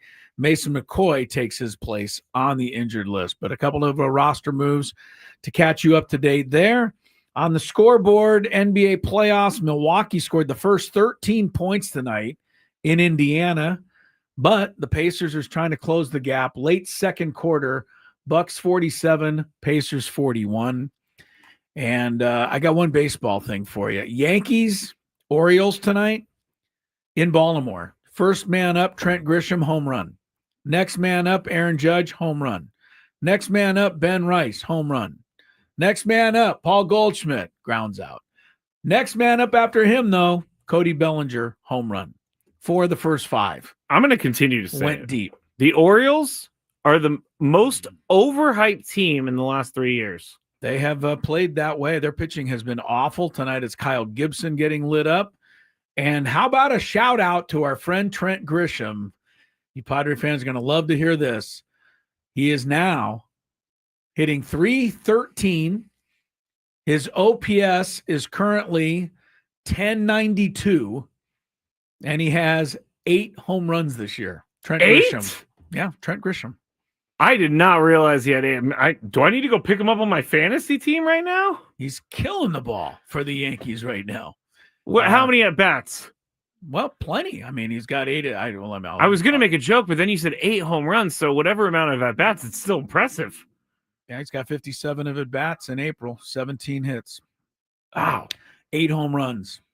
Trent Grisham. Yes, still one a long in the season ahead. Yeah, one in the same. Trent Grisham. All right, let's play some Chris versus the fans after all that. If you had one shot, one opportunity to take down the human almanac himself, howdy do. Now is your time. Listen to me, this guy is dangerous. Now is your opportunity to win a prize. Well, I hope you know what you're in for. Chris versus the Fans starts now on 97.3 The Fan. All right. Today we have two prizes for you. You will be qualified for a grand prize, 2 tickets to either Disturbed, Ghost, or Pantera in Las Vegas, plus a 2-night stay at the MGM Grand in Las Vegas and a $150 gift card. Get tickets for all 3 shows now at Ticketmaster.com. If you win, you will win these 2 tickets to Rodney Carrington at California Center for the Arts in Escondido on August 29th. Get tickets now at artcenter.org. The rules: you have to make it through 3 questions. Each question will get more difficult. If you get the question right, you move on. If you get it wrong and Chris gets it right, you're eliminated. But if Chris gets it wrong, then you move on to the next question, or you win. If you're a first-time player, let us know before you get into it, and you'll get that question for free today. All right, let's get into it. Yesterday we had a controversial finish. See what happens. Controversial today. for you. I believe everybody on the chat agreed with me. You said. Oh, the people really want you to read the chat. Do you want to read the chat, Chris? During the show? Yeah. No. I told everybody that was the answer. I feel like I'm doing okay not reading it. I like how people believe me, but they're also like, no, Chris will do it. And I'm like, you guys, he gets too distracted by Rockies or by baseball games. Yeah, I look at if I have a fantasy player playing a baseball game, then I'm done. So you don't want me looking at the chat the whole day. Yeah. Not good. One day we'll have the chat up for you. No, we won't. All right, let's get into it. Our first contestant let's go to Cameron. Hello, Cameron. Hey, how's it going? Hey, Cameron. Pretty good. You ready to play? Yep. All right, here we go. Let's do it. That was loud in my ears. All right, here we go. Question number 1. What Major League Baseball team is the only team to still have single-digit losses? Put another way, they have the best record in the league. San Francisco? San Francisco. Dang. Stay there. Mets, 20-9. Mets. Sorry about that, Cameron. Cameron, Mets have the best record right now. They do. They're getting her done. Getting her done. Mets are getting her done. All right, let's go, Scott. Even though Juan Soto's not really getting her done. I mean, he's doing, been mediocre for a guy of his caliber. All right, Scott. Hello. How are you? Scott. How are you? I'm good. How are you guys? We're Pretty good. really Pretty good. Thanks for asking. Are you ready to play? Yes, sir. Okay, here we go. What pitcher has the most wins for the Padres this season? Starting pitcher tonight, Pivetta. There you Nice go. job. You're on it.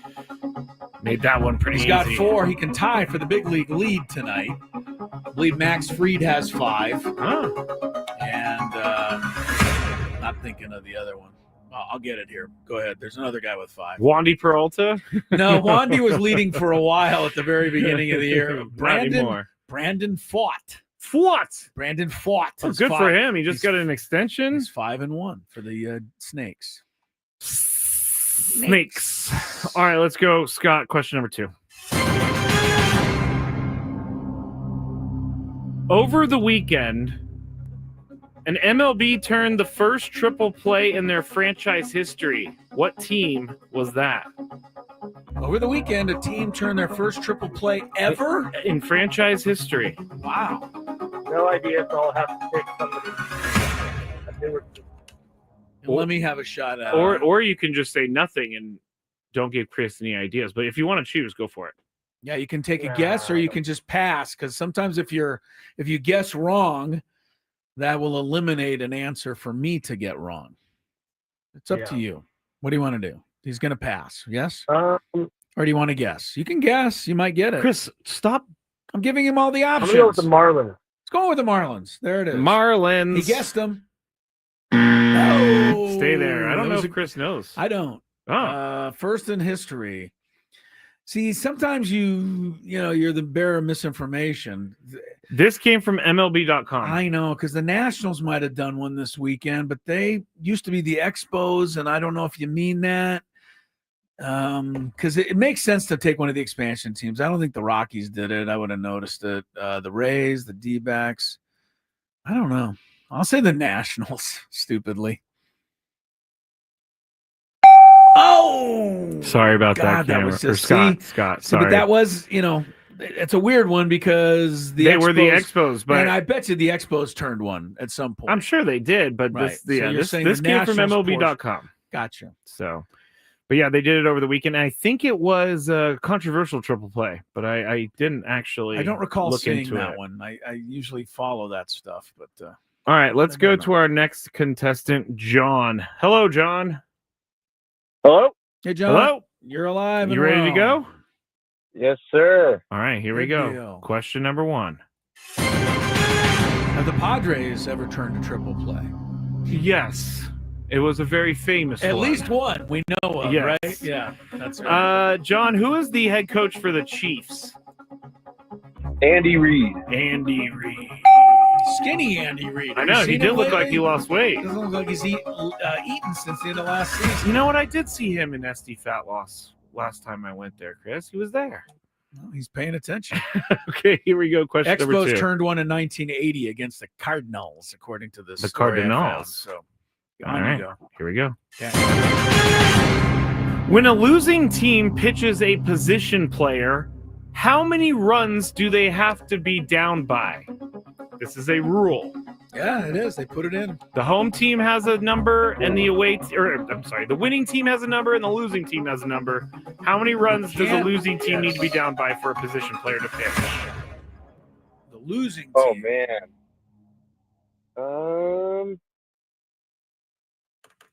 I want That's to a go tough with, I don't know, 8. I think that might be it. That is it. You Wow. got it. Very good. Yeah, you nice got it. job. Good job. For a winning team, it's 10. Right, you have to be ahead by 10 to Yeah. bring in a Position player. You have to be down by 8 to bring but in it a also position has player. to be the 8th or 9th inning, right? Can't do it in like the 4th Ooh, inning. I don't know about that. I don't think you can do it that early. That would be really early to put in a position player. Right. But there you go. All right, on to question number 3. Good job, John. John, right? I'm not going to ask about the Boston Americans. All right. Which Rays starting pitcher over the weekend had the most strikeouts against the Padres? Out of the 3 starters, who struck out the most Padres? A 3 to 1 chance? Oh, what's his name? He is. I will also accept days that they pitched. Wow. You're being very kind. Yes. I don't want to say this. I wouldn't guess if you don't know. Because if you guess and you're wrong, that's going to eliminate a guess for me. Remember, there's only 3 choices here. I'm just throwing it out there. It's your game. Chris is John. really trying to it's John's game. Get in the contestants' heads. All right. I am not. I'll go with Chris. Okay, yeah, don't say. I'll give up on this one. It's not going to guess. Okay, so that means now I have 1 of 3 to guess. And you're from. not giving up, John. You're passing. No, it's a pass. It's a good pass. Papio, Saturday? I don't know. It's a guess. Hey, Wow. John, it paid off for you. Nice job, John. Well done, Stay right John. there. Which one was it? Boz. Oh, Friday. Yeah. I think he had 6. Okay. The guy on Sunday had 1. Oh, Littell only had 1. And I think Pepio had 4. Okay. Let me just double confirm. Well, John, stick around. You've won the qualification trip to Las Vegas. We got to check a little traffic. People need that, and then more Gwynn and Chris as Skraby. 3 strikeouts for Pepio. Thank you, Skraby. Go to commercial now. Okay. All right. Delete. Traffic. From the 8-5.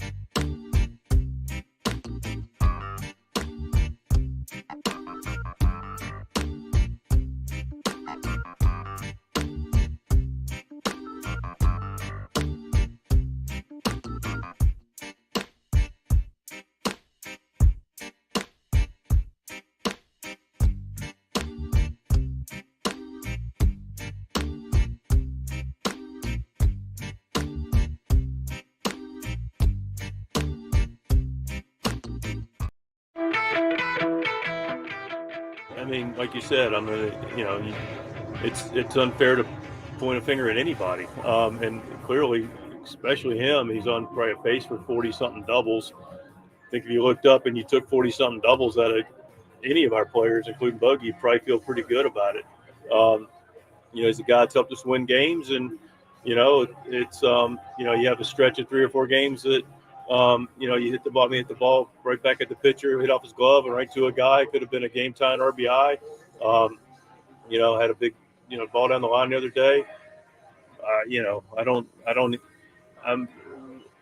I'm really unsure to answer the question because I don't really look at Bogey as anything but a benefit to the club, and sometimes the game is hard for a couple games, so I don't really know what to say beyond that. Mike Schilt talking about what a lot of you are thinking about. How in the world do you write the name Xander Bogaerts into the lineup card every night? I mean, you'd think he's hitting 035 the way people are reacting to this. He's hitting 242, I think. But what's his Skraby. last? I'm going to look at his last 7 games. Oh, I have it here. Oh, what are his last 7 games? Well, I'll give you his 15 last games? 11 games. Okay, 11 games. Last 11 games, he's 6 for 36. In his last 4 games, which is during this losing streak, he's 1 for 13. He's had only 1 2-hit game in the last 11. So, he's scuffling. He's got 2 doubles, and he doesn't have an RBI since April the 8th, which people are pointing to because if you're the number 4 hitter, that means you're the cleanup guy. You should luck into an RBI just by accident in 3 weeks. I mean, you have to produce. You can't not drive anyone in for almost a month. If he gets an RBI tonight, it would be the 3-week anniversary of his last RBI. So, people are right to be, frustrated with Xander. I got to believe he's even ahead of all of you. And as I'm going to say earlier, similar to Mike Schilt still thinks Xander Bogaerts, and correctly, is a good player, and he's his guy. He's our guy at the moment. So you want to root against him and dislike him, do so at your own peril. But to me, as long as he's getting written into the lineup, I hope he goes 4 for 4 tonight. I mean, that's what they need. They don't need him to go 0 for 4 and hit 4 pop-ups again.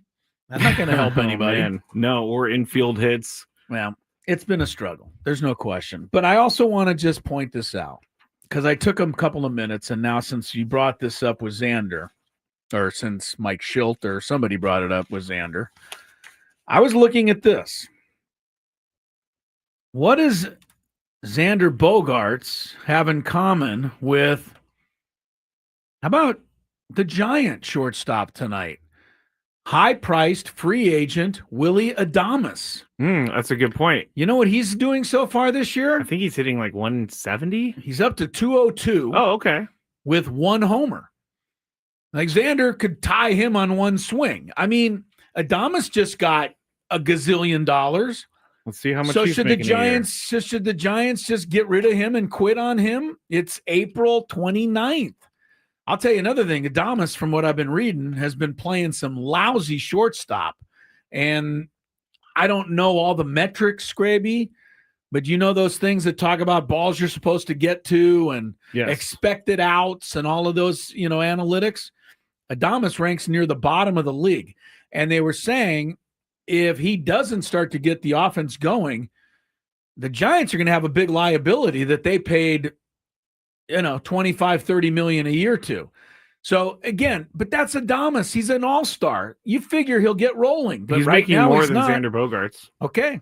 So he's making an average, or his AAV, I should say, is similar. $26 million a year. All right. So look, my point is there's other guys. Max Muncy, 188, no homers.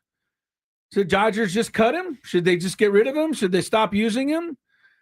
Like, I don't care what they do personally, but I'm just asking you. You all want, Bogaerts gone and done and get rid of.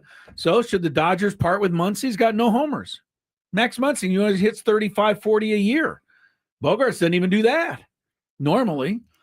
How about Yordan Alvarez, 217? How about Cody Bellinger, former MVP, 194? How about Mike Trout, 170? Christian Walker, huge free agent signing by the Astros, 192. Stop naming guys on my fantasy team. Sorry, who's your second baseman? Marcus Semien? No, Matt McClain. Oh, well, he's almost as bad. Marcus Semien, former second in the MVP balloting, 155.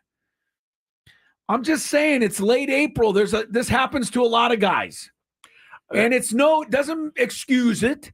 It doesn't make it any easier as a Padre fan to watch a guy hitting 242 with no homers and no RBIs for 3 weeks. But he's in pretty good company with the names I just gave you. It's a pretty good group of guys. You would think you could build a winning team with Christian Walker, Marcus Semien, Willie Adames, Max Muncy, Yordan Alvarez, and Mike Trout. I think you'd have a winning team, but right now you wouldn't. Yeah, they're all individually just not playing well. They're not doing anything. The thing, I think, in Adley the 3 Rutschman, seasons, here's another one, Yeah. 213. His hit 2 home runs on opening day. Has had 2 since. Adley Rutschman, superstar catcher. I don't know. I'd rather have him right now, honestly, than Elias Diaz, but I don't. But Adley Rutschman is probably an Oriole fan everywhere that's like, we got to get this guy's not working out. The problem for me is it sounds funny when you say it about another team. Like, should the Angels just say Mike Trout, it's over, you're done with? Yeah. I mean, it seems ludicrous. It does. Doesn't it? I think for 3 years, though, our own guy Bogarts, we're willing to, get rid of him now. I think for 3 years we've been waiting for the breakout of Xander Bogaerts, and I think that's what's making people frustrated. I really don't even care about the salary. Anybody who makes the salary argument to me, it immediately goes in one ear and out the other because it's just an easy, low-hanging fruit thing. They're not going to get rid of Xander Bogaerts, and I hope he does well. I just don't see it right now. I just don't see how he's going to turn this around because it's been tough. Well, you mentioned fantasy baseball there, so that leads this, and then I will go to break. Okay. I'm doing my part tonight to help the Padres break out of their slump. Okay. Because I'm using one of my fantasy pitchers against the Padres. Why would you even have Logan Webb to begin with? I don't Are know. you even a Padres fan? Okay. You know how fantasy works, right? You end Yes, up I with know. certain guys. I know. My point is I have so much bad luck in fantasy that Logan Webb has to help the Padres get out of their slump tonight. So there you go. I like it because it does usually come true. That's right. All right, break time. Then Big Five. Tony returns for a rollicking edition next.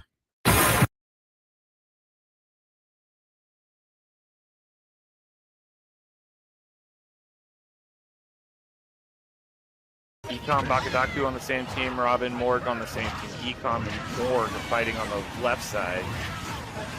And now Morg is down to 1 stock, Ecom down to 1 stock. Bakadaku has 3 stocks. But Farrell needs to win this one to stay alive.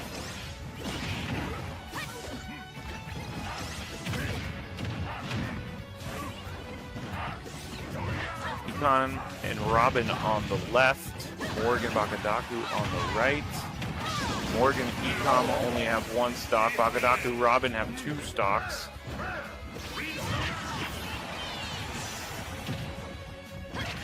Now Robin, the only one with 2 stocks. Everybody else with 1. Kearney took the first game. And now it's 2-on-1. Actually, Morg is back, so now it's back to full strength on each side. Everybody has 1 stock at this point. Robin looks to be out. Ecom and Bakadaku against Morg.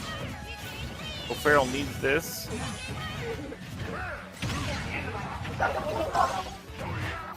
Morg hanging on.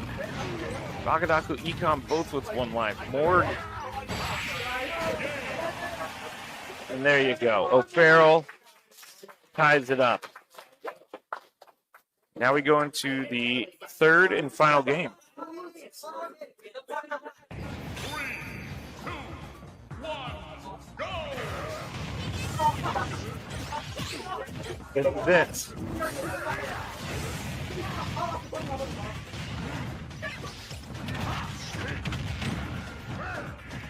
Each team of Farrell and Kearney have won a game so far in the championship round. Loser comes in second, winner wins it all. Bakadaku and Robin on the left, Morg and Ecom on the right, both floating. Ecom goes down. Everybody with 3 stocks except for Ecom, who has 2 stocks.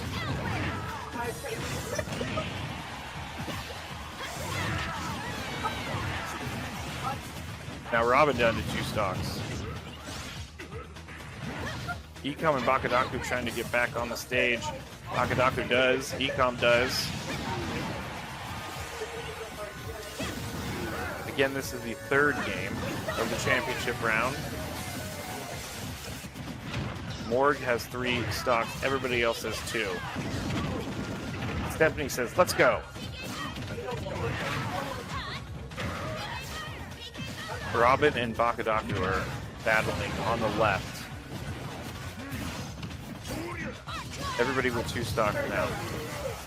Even as it can get in the 3rd game of the final match, final round. Now Ecom down to 1 stock. Everybody else has 2. Robin and Ecom on the left, Bakadaku and Morg on the right, but now Ecom and Bakadaku trying to team up. Robin now with 1 stock, Ecom 1 stock. Everybody else with 2. Bakadaku and Morg 2. Ecom no stocks. But we'll be back. Bakadaku and Ecom down to their last stock. Morg and Robin have control right now. Ecom and Bakadaku O'Farrell. Morgan Robin from Kearney.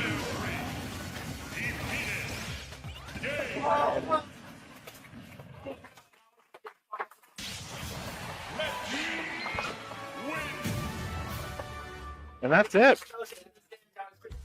Kearney High School takes it in 3 games.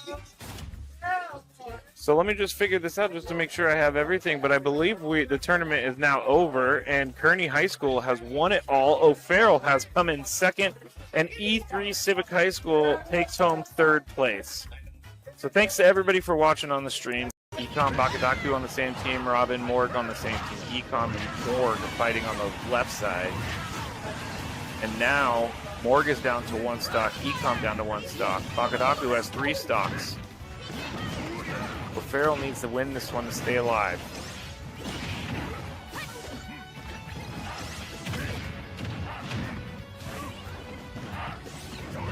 Econ and Robin on the left. Morgan Bakadaku on the right. Morgan and Ecom only have 1 stock. Bakadaku, Robin have 2 stocks.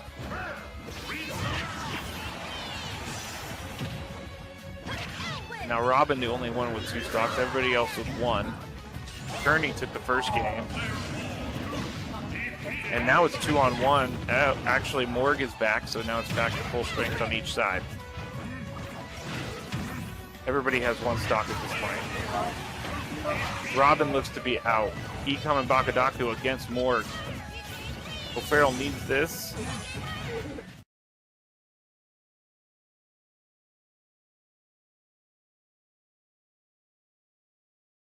If you haven't heard it yet, sounds a little different than it has.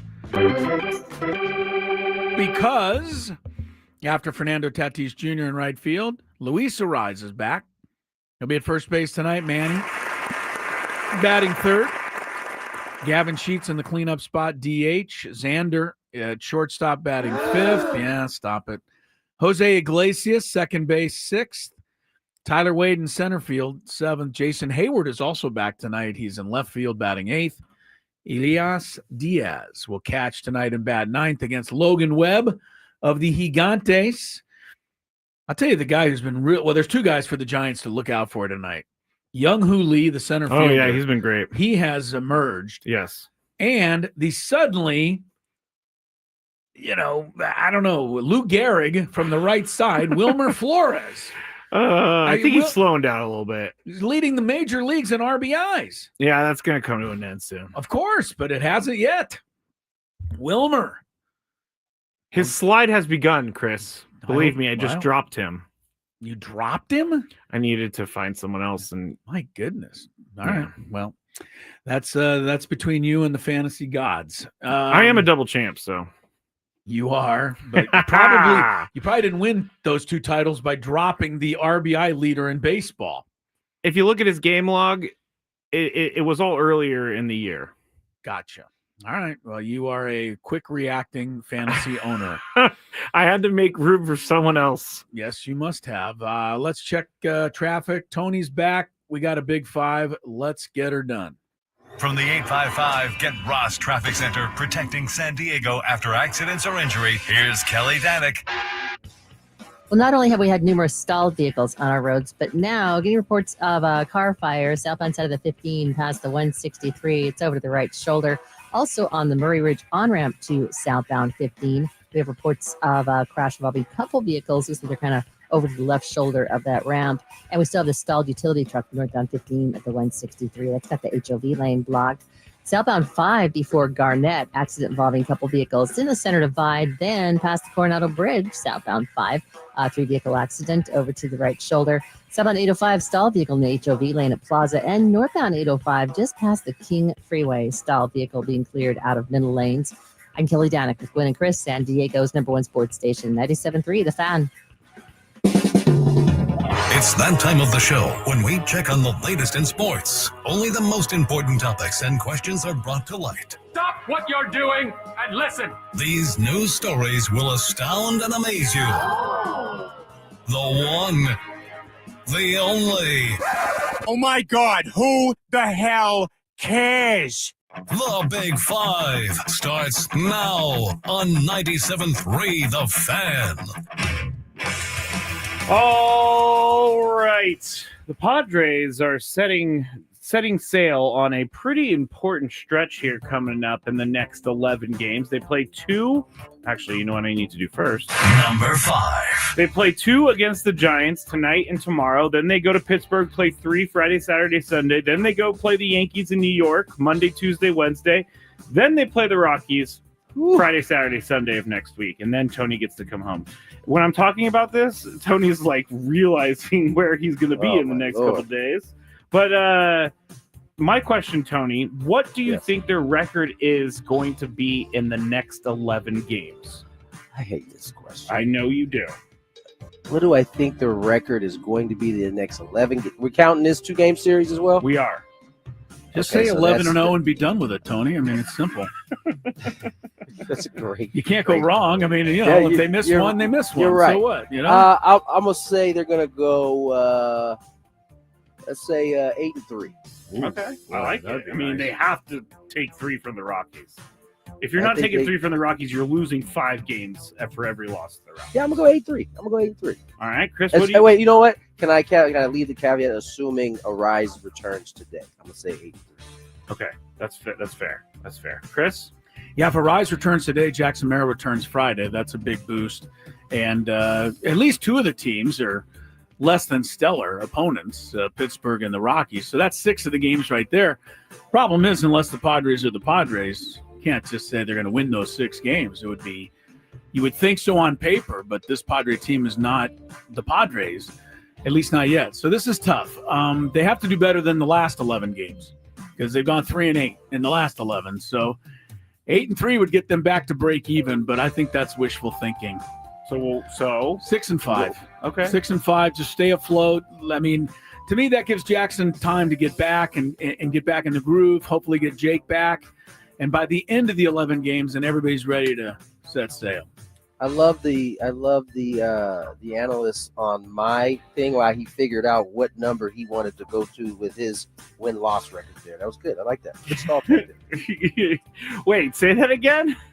He analyzed my 8-3. Oh, I see. While he tried to figure out what the number exactly was that he was thinking of, and then he came out with 6-5. I like that. That was There's cool. a big advantage of going second in this game. There is. That was good. In this game of life, yes. 6-5, 8-3. I'll take either of them. Okay, take either of them. Number 4. All right, Chris has been talking about this for a while now, and we're going to bring it to the Big 5 because the Colorado Rockies are now officially off to the worst start in modern National League history since 1901 after falling to the Braves last night 6-3. The Rockies at 4-24 are the first team to lose at least 24 of their first 28 games since the 2003 Tigers. one of the worst teams in modern history. Only 2 NL teams had previously lost even 23 games through their first 28. You guys remember the 2022 Cincinnati Reds? They ended up actually okay. And the 52 Pirates are the other two. Okay. The Reds would go on to win 62 games. Pirates would only go on to win 42 games. Anyway, the Rockies' current pace is worse than last year's White Sox, as Chris pointed out yesterday. It's not even close. Yes, they are predicted to win 23 games over the next. Yes, for the season. That is the pace. Right, it would be 23 and 139 at this pace. Their current losing streak stands at 7, and they've also dropped 15 of their last 16. I'm going to go in a completely different direction, Chris, because we've already talked about this kind of. Okay. If John Fisher of the A's and good old Dick Monfort of the Rockies were to fight over who's the worst owner in baseball, who would win? I'm going to give it to John Fisher at the moment. Really? Yeah, he just moved his team to Las Vegas somehow, some way, and eventually he's going to have a state-of-the-art stadium and a brand new franchise and a brand new city that loves him, and he's going to be tripling the kind of money he's already making now. Dick Monfort, I think he'd care less. I think as long as he's selling 25 to 30,000 tickets, he doesn't have to spend a whole lot of money. He doesn't care if he wins a game. He's just happy that he's got a team that is, in the black. And the Rockies, still draw enough fans to make it work for him. So I think John Fisher, once he gets moved into Vegas, is going to try to compete. I do. I don't think Dick Monfort is ever going to try. Interesting. I did not expect for you to go John Fisher so easy. Tony, you could ask me to compare Charlie Brown, the cartoon character, to Dick Monfort. I'd pick Charlie Brown because he cares that little. This guy is just completely Charlie cares a lot more. Charlie cares. All right, Tony, who would win in a fight over worst owner in baseball? First of all, I'm glad you pivoted there because I was about to hammer you because I noticed today, getting up today, that all of a sudden this is a conversation. Chris has been bringing this up for about a week now. Yes. Right. The Rockies, it's like a topic that people are talking about. Even though Chris has been talking about it from the Chris beginning. has been on it for a little bit. But you pivoted, and it's actually a good question. Now, I want to make sure I understand it right. Who is the worst owner of the two? Basically, Basically. Yeah, no, I think it is Dick, man. Yeah, I do too. I think it's Dick. I think it's Dick Monfort because at the end of the day, he's had like success at different times, right? And we've seen that place come up and like fill out, and then he like rode that wave, and he's continuing to ride that wave, even though they haven't been good in quite any time. And so there's nothing preventing him from going out and spending money and putting a better team out there. True. What we've seen Fisher do the whole time was a play to get out of Oakland, no matter how much we disagreed with it. Yeah. So that he could get to a different place, have a better stadium. And although we don't know what he's going to do, at least it appears that, once he gets to stadium, he's going to actually spend some money to bring some guys in. He just was playing a different game to get out of the position that he was in, a position he didn't want to be in, it seems like. That's a good point. Didn't think about it. I mean, if you did this question in Oakland, then it would be, John Fisher's easily the worst. Sure. But looking at it from afar, he at least seems like he's trying to do something to improve his situation in his mind. I just can't let Dick John Fisher win. Well, you have to, because Dick Monfort, honestly, Dick Monfort is doing nothing. Like he's sitting. Yeah, he does have an established team. It's not like he's in the middle. He's in flux or anything. He's got a great stadium. He's got a great fan base. Great just city. Just doesn't have a clue. That's what he's missing. All right. Number 3. Plus, John Fisher didn't come out and criticize the Padres for trying to win. That is true. Part I mean, come on. That is true. If that doesn't tell you what you need to know about Dick Monfort, I don't know what does. You guys are trying too hard. Yeah, Stop. what's up with that? Stop. Yeah. Stop trying to win.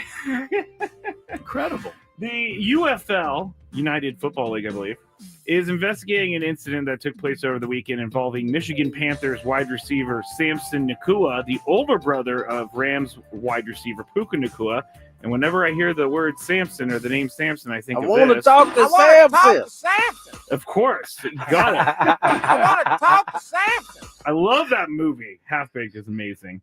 But the Panthers were in St. Louis on Saturday to face the Battlehawks, and Michigan's 32-27 loss. After that, Nakua got into a confrontation with a fan. It's not clear what started it, but the situation ended up with Samson slapping the fan in the face. And this was caught on video. Unfortunately, I don't have the video because I forgot my computer at home. But I've seen the video. He slaps him across the face. Like would four fingers say to the face type slap? Yes, like man. open hand slap to this dude's face. And it was crazy, I gotta say. So I was looking through all the comments, and former NFL running back randomly Brandon Jacobs commented on this whole thing, saying, quote, "He will never play in the league after this."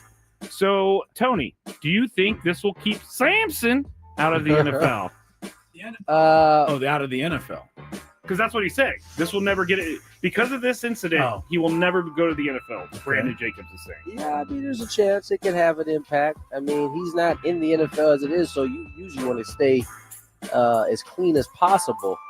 And although Samson has done something that I think many of people have thought about doing, and it crossed their mind, and like the heat of the passion of the moment has crossed your mind, and just hauling off and slapping somebody across the face, you just probably shouldn't. You probably shouldn't. Unless you are defending yourself or retaliating in some way after you've already been like slapped or something. You can't be the first one to put the four fingers to the face. He had to jump too and get him. Oh, he had to jump slap. He leaped out. It was like, how the stands are higher than what the players are standing on the field. So he was looking up. It looked like a pretty intense conversation, gotta say. All right. Oh man, I don't know if it'll. I mean, listen, we've seen the NFL bring back a lot worse than somebody who slapped somebody. I'm just saying. Yes, we have. So but those guys were already in the league at one point. So I think that's where this is a little bit different. Listen, I'm gonna listen to the former NFL player that has been in the league. That is the first one to say that he won't play in the league after this incident. Chris, do you think this will keep Samson out of the NFL? It's my last time to get to say Samson. I hope so. Have you ever seen Half Baked? No, but I feel like I've seen it now. You're going to watch it. Here's the thing. First of all, shocking part of this story to me, there's fans that he actually could get in an argument with. I did not know. Well, that's part of the problem, Chris. The I've watched some of UFL these has games. fan. Yeah, right. You can hear everything You each can one hear says. everything. Yes, exactly. I think this is, Tony kind of referred to it. I mean, it'd be pretty rich to kick the guy out of the league and blackball him forever when you're letting Kareem Hunt into the league. I don't see how you can do it. In the league. And Tyreek, I said, but you're letting Tyreek Hill in. You're letting a lot of these guys play that have, basically punched women. Say slapping a fan is worse than that. It's not great. But I don't think this is. You say that he's never going to play in the NFL. Where are I didn't say that. Okay, Brandon Jacobs. Where's Brandon Jacobs or some NFL player to stand up when they let Kareem Hunt into the league and say, "Hey, I don't think this is right. This makes all of us look bad." I'd like to see an NFL player step up to that. But nobody does. There have been, but you know what they do? They get drowned out by all the people that are. I've never heard an NFL player say, "Look, I don't think this guy should be in our league." Okay, maybe not those words. Well, all right. So, but he's saying that about this guy, a former player, but he will never play in the league after this. Well, to be fair, he didn't say he didn't think they should. He just thinks that I know. They should. Yeah, that the NFL won't end up bringing him in. But I agree with you, Chris. I would like to see somebody say, "Look, I don't want to be in a league that allows wife beaters in the league." Make a statement. Honestly, will it help? I don't know. Is it worth them putting themselves out there for I guess that? they don't feel like it is, because I got to believe that there's some players who think that. I'm sure there are. So, okay, let me ask you this. Better question. Do you think the owners or the GMs would listen if the players said that? I don't think so, because I think that this player, if he became like Samson, all right, great. If he became a great player, they'd find an excuse to let him in. And this was Tony's argument yesterday about Shedeur Sanders. You can say all of these things you want about Shedeur Sanders. If he could play, they would have drafted him a lot earlier, or if they felt he could play. Yeah. Because that wins out over everything. We've seen that for years. True. But Samson, not a good move, buddy. Not a great. good move. Now, this is old news, but I still need to ask you guys about it because Bill Belichick's girlfriend, Jordan Hudson, apparently, quote unquote, stormed the kibosh on that interview, boy. Stormed out of his interview with CBS, according to TMZ Sports. They reported that sources, which the outlet didn't identify, accused Hudson of having, quote, stormed out of the room and having, quote, delayed shooting for 30 minutes. What happened? Well, here is what happened during the interview. Jordan was a constant presence during our interview. You have Jordan right over there. Everybody in the world seems to be following this relationship.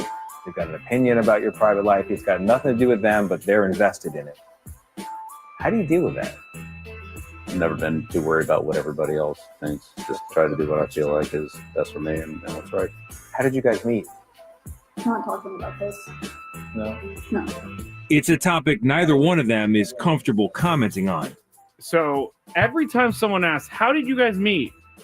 She says, we're not talking about this. And people are thinking that Bill Belichick's under some sort of hostage control at this point by Jordan Hudson. My question is, maybe he likes it. Maybe he likes having someone shut things down so he doesn't have to. Didn't sound like a question. Sounded like an opinion. It really Good does. point. You're Good welcome.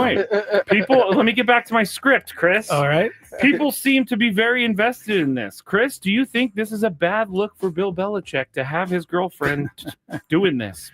I don't know. Bill came out okay in this. He did do the interview in a torn hoodie. It's his dad's, right? All I'm saying is that not too many bad. people can sit down at 60 minutes and wear a torn sweatshirt, but Bill Belichick can get away with it. Yeah, maybe Bill is just, going ahead and hide behind this so that he didn't have to be the bad guy. Let her be the bad traffic cop. It could be a strategy of his, but it looks weird to me. But I don't know. Everybody's relationship is their own. I mean, I'd be in a glass house throwing stones if I was going to be critical of how they've decided to Let me ask work this their then. Let me relationship. refine the question. Come on, man. How many times you gonna refine the question? Okay, you go and then I'll refine the question. Everybody should mind their own business. Is what everybody should do. That's right. I mean, yeah, it looks weird to me, but it ain't my business. This is Bill's business. Let him and what's his girlfriend's name? Jordan.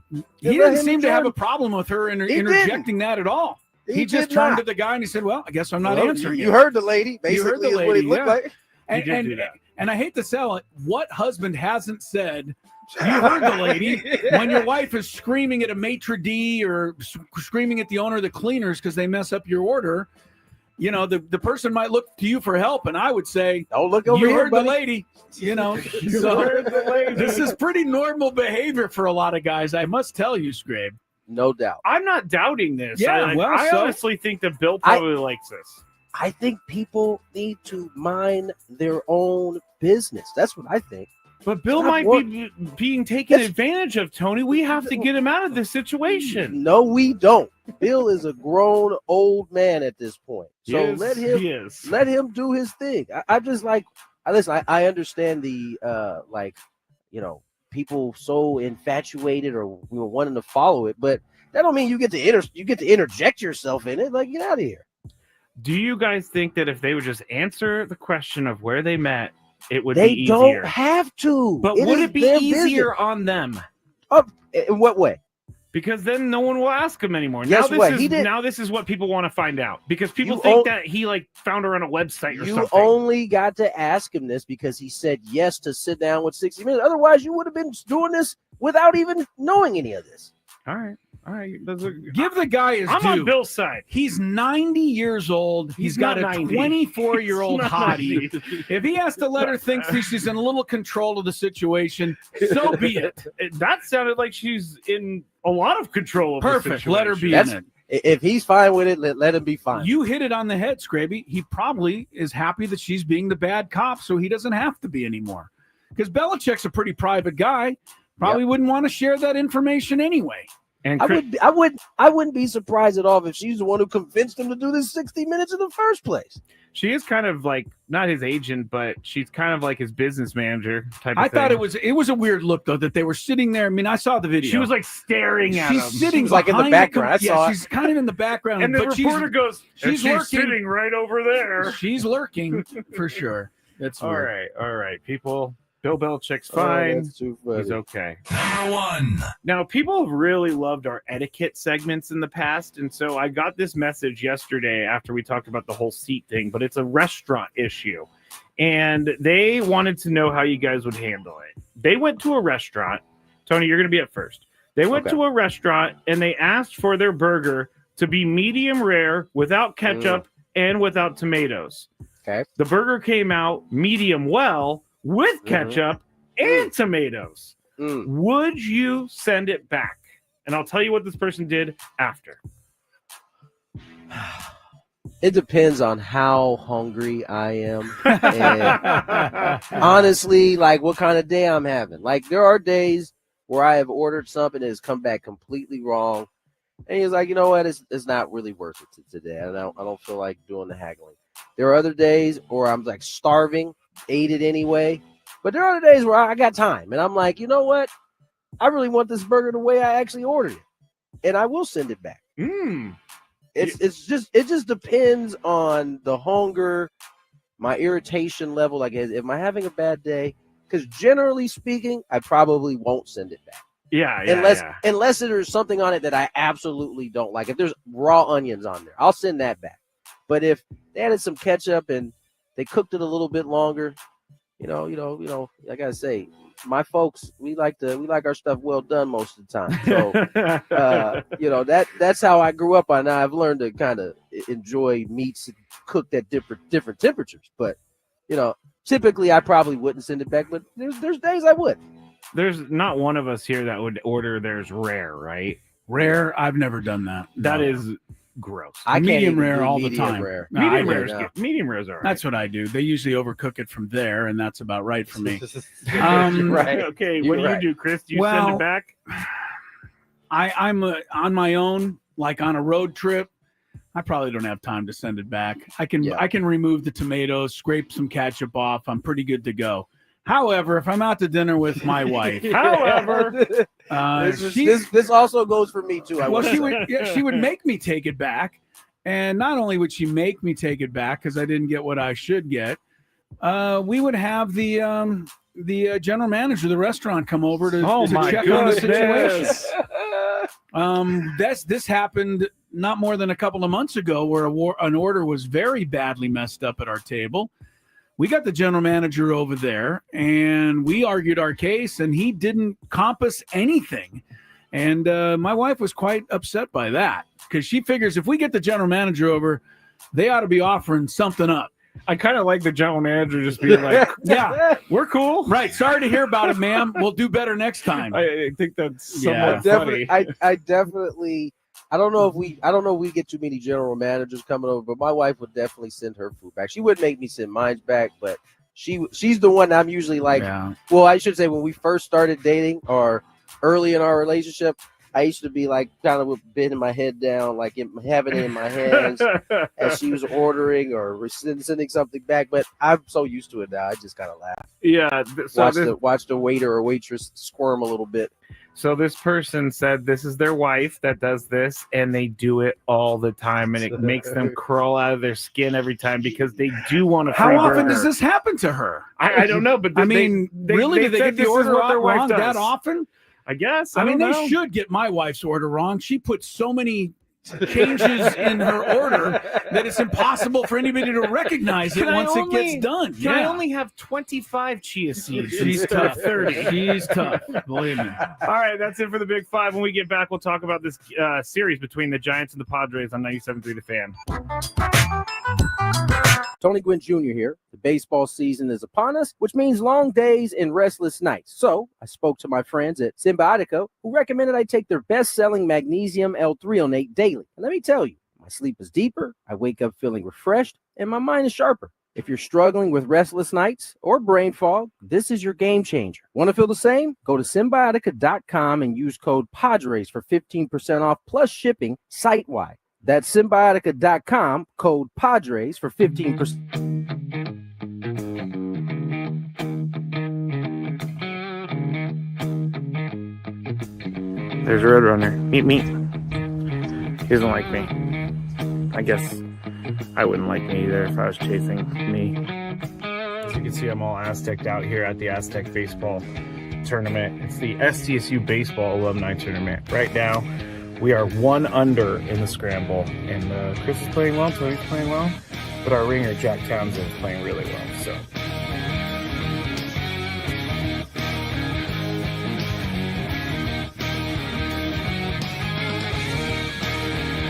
Chris says that he can't play golf, but this is the second birdie putt he's made for us. This time it was like 20 feet.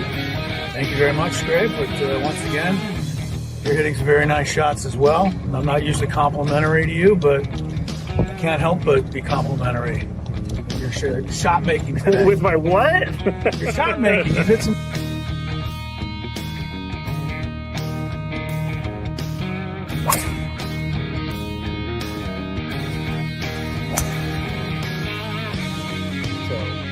We are leaving 10 now, and it's getting really windy. It's actually kind of cold. I'm not gonna lie, I know we're in San Diego, but we're 3 under as a group. We just got off the birdie, and I just hit my defense.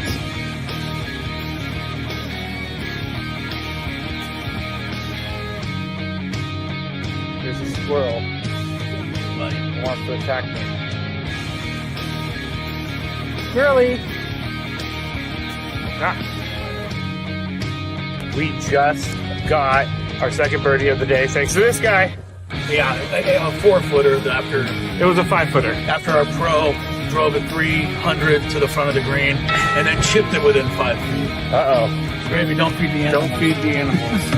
I do feed animals, but Chris made a birdie putt. Leaving the golf course. And we ended up shooting 63 once everything was accounted for, since it was a scramble and we had an SDSU golf player, Jack Townsend. He was with us and he did a lot for us. I think we shot 63 because of him, but we all had a good time.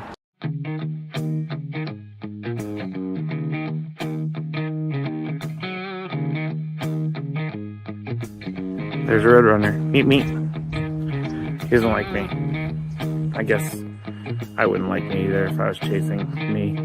As you can see, I'm all Aztec'd out here at the Aztec Baseball Tournament. It's the SDSU Baseball Alumni Tournament. Right now, we are 1 under in the scramble. And Chris is playing well, Tony's playing well.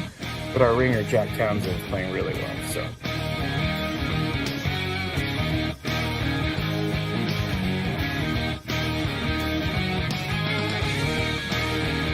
Chris says that he can't play golf, but this is the second birdie putt he's made for us. This time it was like 20 feet. Thank you very much, Skraby. But once again, you're hitting some very nice shots as well. I'm not usually complimentary to you, but I can't help but be complimentary. Your shot making today. With my what? Your shot making. You've hit some.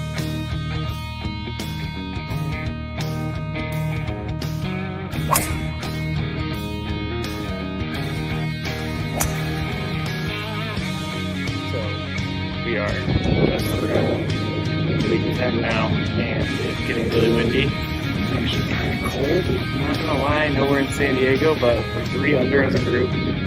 We just got off the birdie, and I just hit my 2-game series. Pitching matchup on paper seems really, really good.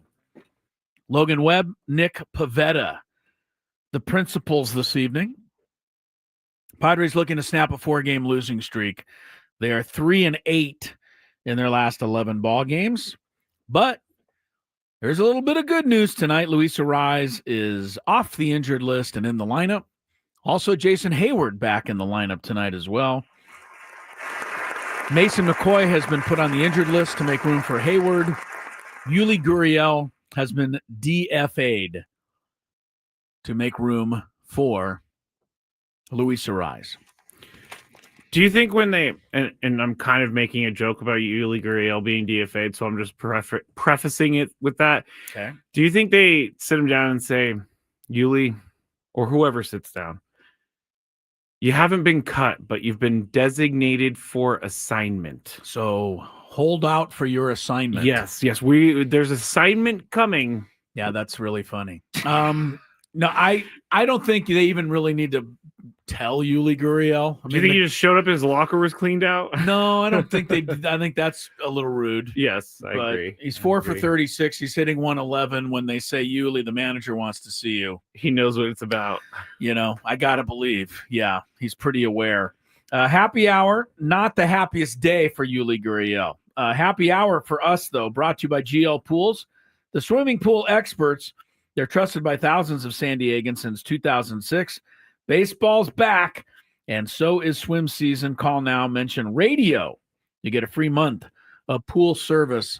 Couple of scores, NBA playoffs continuing tonight. The Bucks trying to stay alive in Indiana, Game 5. Bucks scored the first 13 points of this game, led by as many as 20.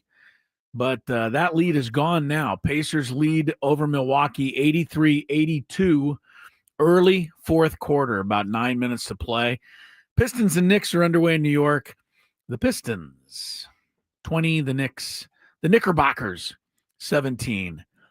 I think they should use that name a little more often. I think so too. I recall a time when the Athletics were the A's and only the A's. You never referred to them as the Athletics. Now that is their preferred name is Athletics. I've always found the Athletics name really strange. Little lengthy or no, just like it just doesn't make sense because athletics is it's a thing. I don't know what I'm trying to say. I can't help you because I don't know what you're trying to say either. Athletics is not like a mascot. It's just like it's a genre. You know what I'm saying? Nope. It's not like a buck or a pacer. It's not a thing. Athletics is like an overarching word for sports and playing sports. Gotcha. I think I got you. Yeah, I think I get you. It's not like you can bring out an athletic and it can be one thing. Which leads me to this trivia question, which I think you know the answer to. Oh, wow. Okay. Name the only NFL team that is named after something that doesn't exist. You know this because I think we discussed it on one of our... That doesn't... Oh, it's a Seahawk. The Seahawks. Yeah, there's no such thing as a Seahawk. Yeah, they're called the Sea Chickens. What, there's a real such thing as a sea chicken? No, but we call them that anyway. Oh, because you don't like the 49ers. No, I don't like the Seahawks. I mean, you don't like that. You're confusing everybody. Sea chicken, I don't even know what that is. But Seahawk is not a thing. It's not a thing. You're right. It's totally made up. Yeah.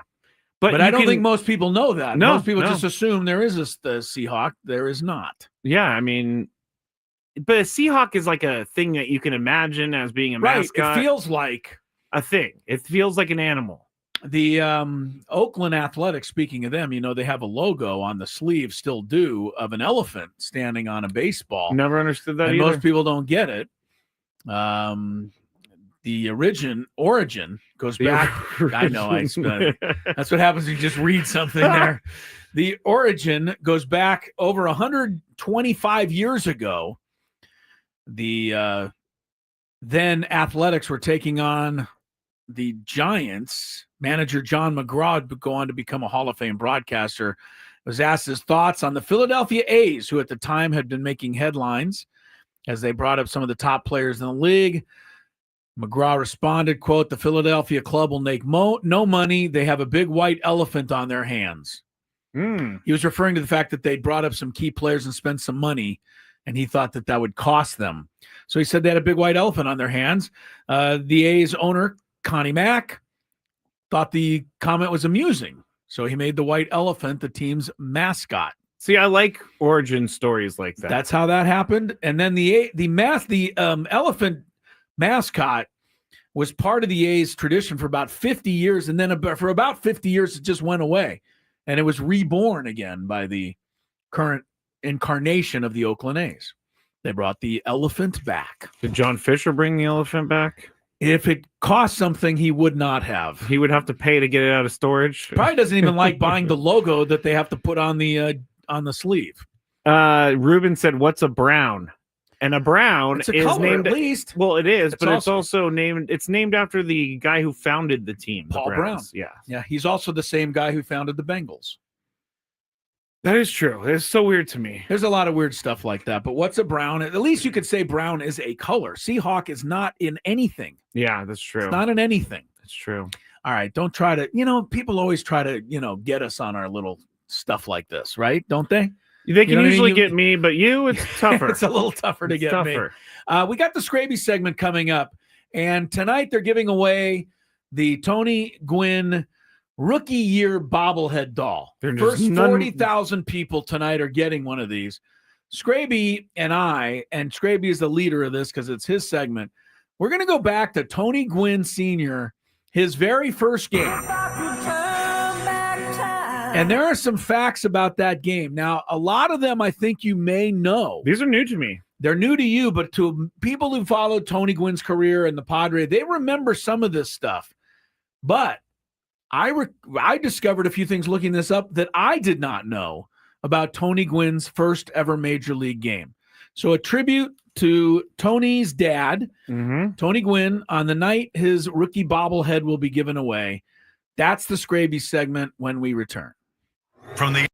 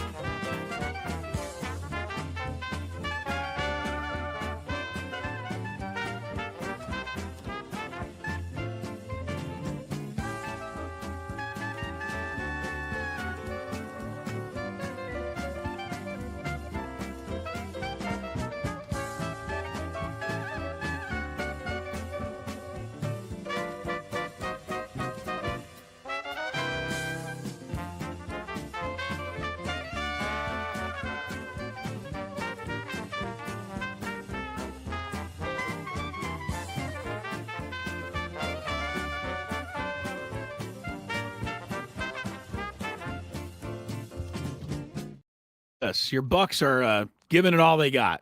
I hate that word. It's too close.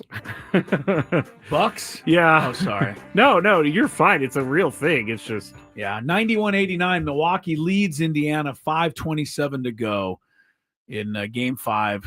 Bucks must win to stay alive. Knicks over the Pacers, 27-22. All right, tonight it is Tony Gwynn bobblehead night, and it's the rookie version of Tony Gwynn. It's a really nice-looking bobblehead.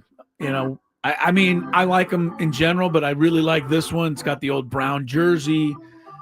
It really looks like him following through on a swing. It's a good one. To me, it brings back memories of his rookie season. That's the whole idea of this bobblehead. So it is Skraby's segment, and he said, let's do something about Tony Gwynn's first game. So we shall. We shall, but first I have to say something about the Skrabinator game that's coming up on May 12th. I believe Chris is going to try and make it to the Skrabinator game on May 12th. Monday night against the Angels. The Halos? The Halos, yes. And if you want to sign up, go to 973thefansd.com/contest. Or actually, I'm sorry. Do not go there. 973thefansd.com. Go to the contest tab. And then click it, and you'll see my thing at the top. It'll say join the Skrabinator game.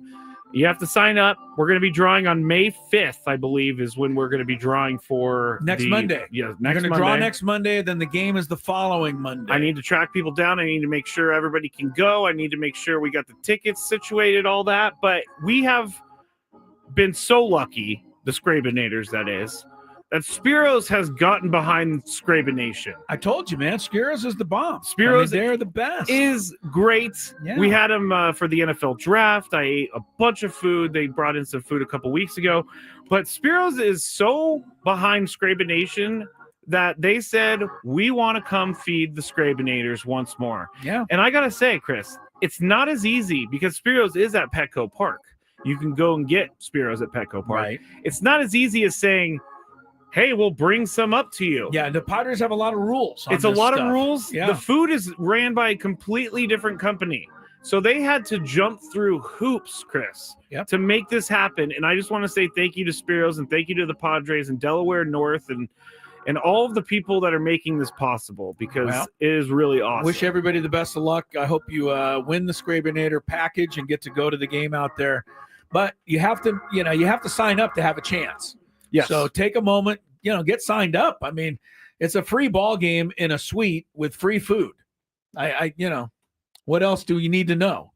You don't need to know anything. Like, even though you have to hang out with me and Skraby, the rest of it makes it worthwhile. The going to the game and hanging out with us is like the last thing on priority list. That's right. Priority should be food, game, suite, and then suite bathroom, and then Chris and Skraby. Your own restroom, yes. And then Chris and Skraby. All right. You guys can drink and everything like that. I just ask people not to get too crazy, not to get and too don't drunk. Drive home. And that's definitely do not drive home. Yes. Remember, I am a guy who does not drink, and if you like to drink and you want to get wasted during the game, I don't think this is right for you. But if you want to come and just hang out with a bunch of different Skrabinators, eat some Spiros, again, thank you to them. Then sign up on the website, 973thefansd.com. Go to the contest page, click that, and then sign up.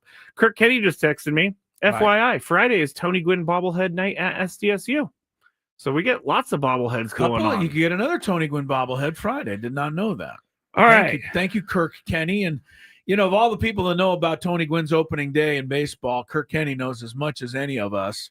Because I'm looking through this. He wrote the article here that I'm reading in the San Diego Union Tribune. This was about Tony's first game.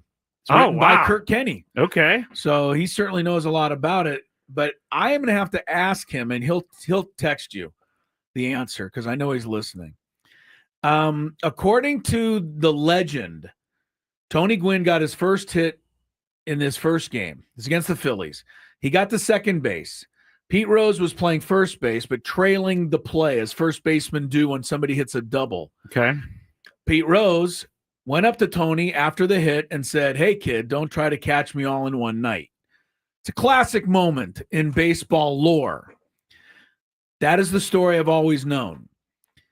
According to this other story that I'm reading about that opening day, Pete Rose did speak to Tony after his first hit and said It's your first hit? I didn't, or let me get the exact quote. According to this story, I hate when I lose something like, you know me, Skraby. Well, the first game, I'll just give you the date, July 19th, 1982. Right. And when I get into my side of the story, there's something that I think is very funny about this. Yeah, there's a lot of funny stuff and interesting thing. And it's really making me mad now because I had this whole thing. So Pete Rose comes up to Gwynn after the first hit and says to him, I didn't realize this was your first game. Nice going, kid. And Tony was, pretty impressed that Hall of Famer Pete Rose, yet in the Hall of Fame, Pete Rose would say something like that.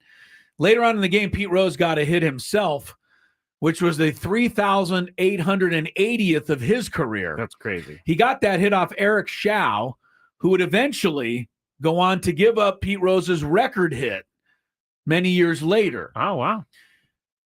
Finally, Tony came up in the ninth inning of that first game. He got his second hit with 2 outs in the ninth inning, and that's when Pete Rose told him, don't try to catch me all in one night. Ah, okay. So I want to know, Kirk Kenny, as the Tony Gwynn almost biographer, historian, right? Did Pete Rose say, don't try to catch me all in one night after his first big league hit? Or, as this story suggests, after his second? Now I turn it back to you for some more info on it. All right. Yes. Kirk Kenny will text me. We'll get that to you. But as I said, July 19th, 1982. Now, I didn't know this, but I guess in May, Padres manager Dick Williams had asked general manager Jack McKeon to promote Gwynn to the Padres, but he was off to such a slow start, hitting 239. They actually went with Alan Wiggins instead, who was hitting 319. But here's the first funny thing that I think about this story is that they called up Tony Gwynn Sr. from AAA Hawaii. Yeah. Can you imagine every time you got optioned, you had to fly the 6 hours or 5 hours, 6 hours to Hawaii? You didn't get optioned as much in those days, but you're right. And who did they play? They had to fly themselves to other games. All the teams in AAA were not in Hawaii. Oh, true. Yeah. So it was a hellacious travel schedule. So do you schedule. get like a month at home and then you get a month on the road or something? That's a great question. I don't know what happened back then. But Tony started his career at Walla Walla, Washington in Single A, famously. His Double-A stop was Amarillo, which is still the Double-A team. They weren't the Sod Poodles. I don't know if they were the Sod Poodles.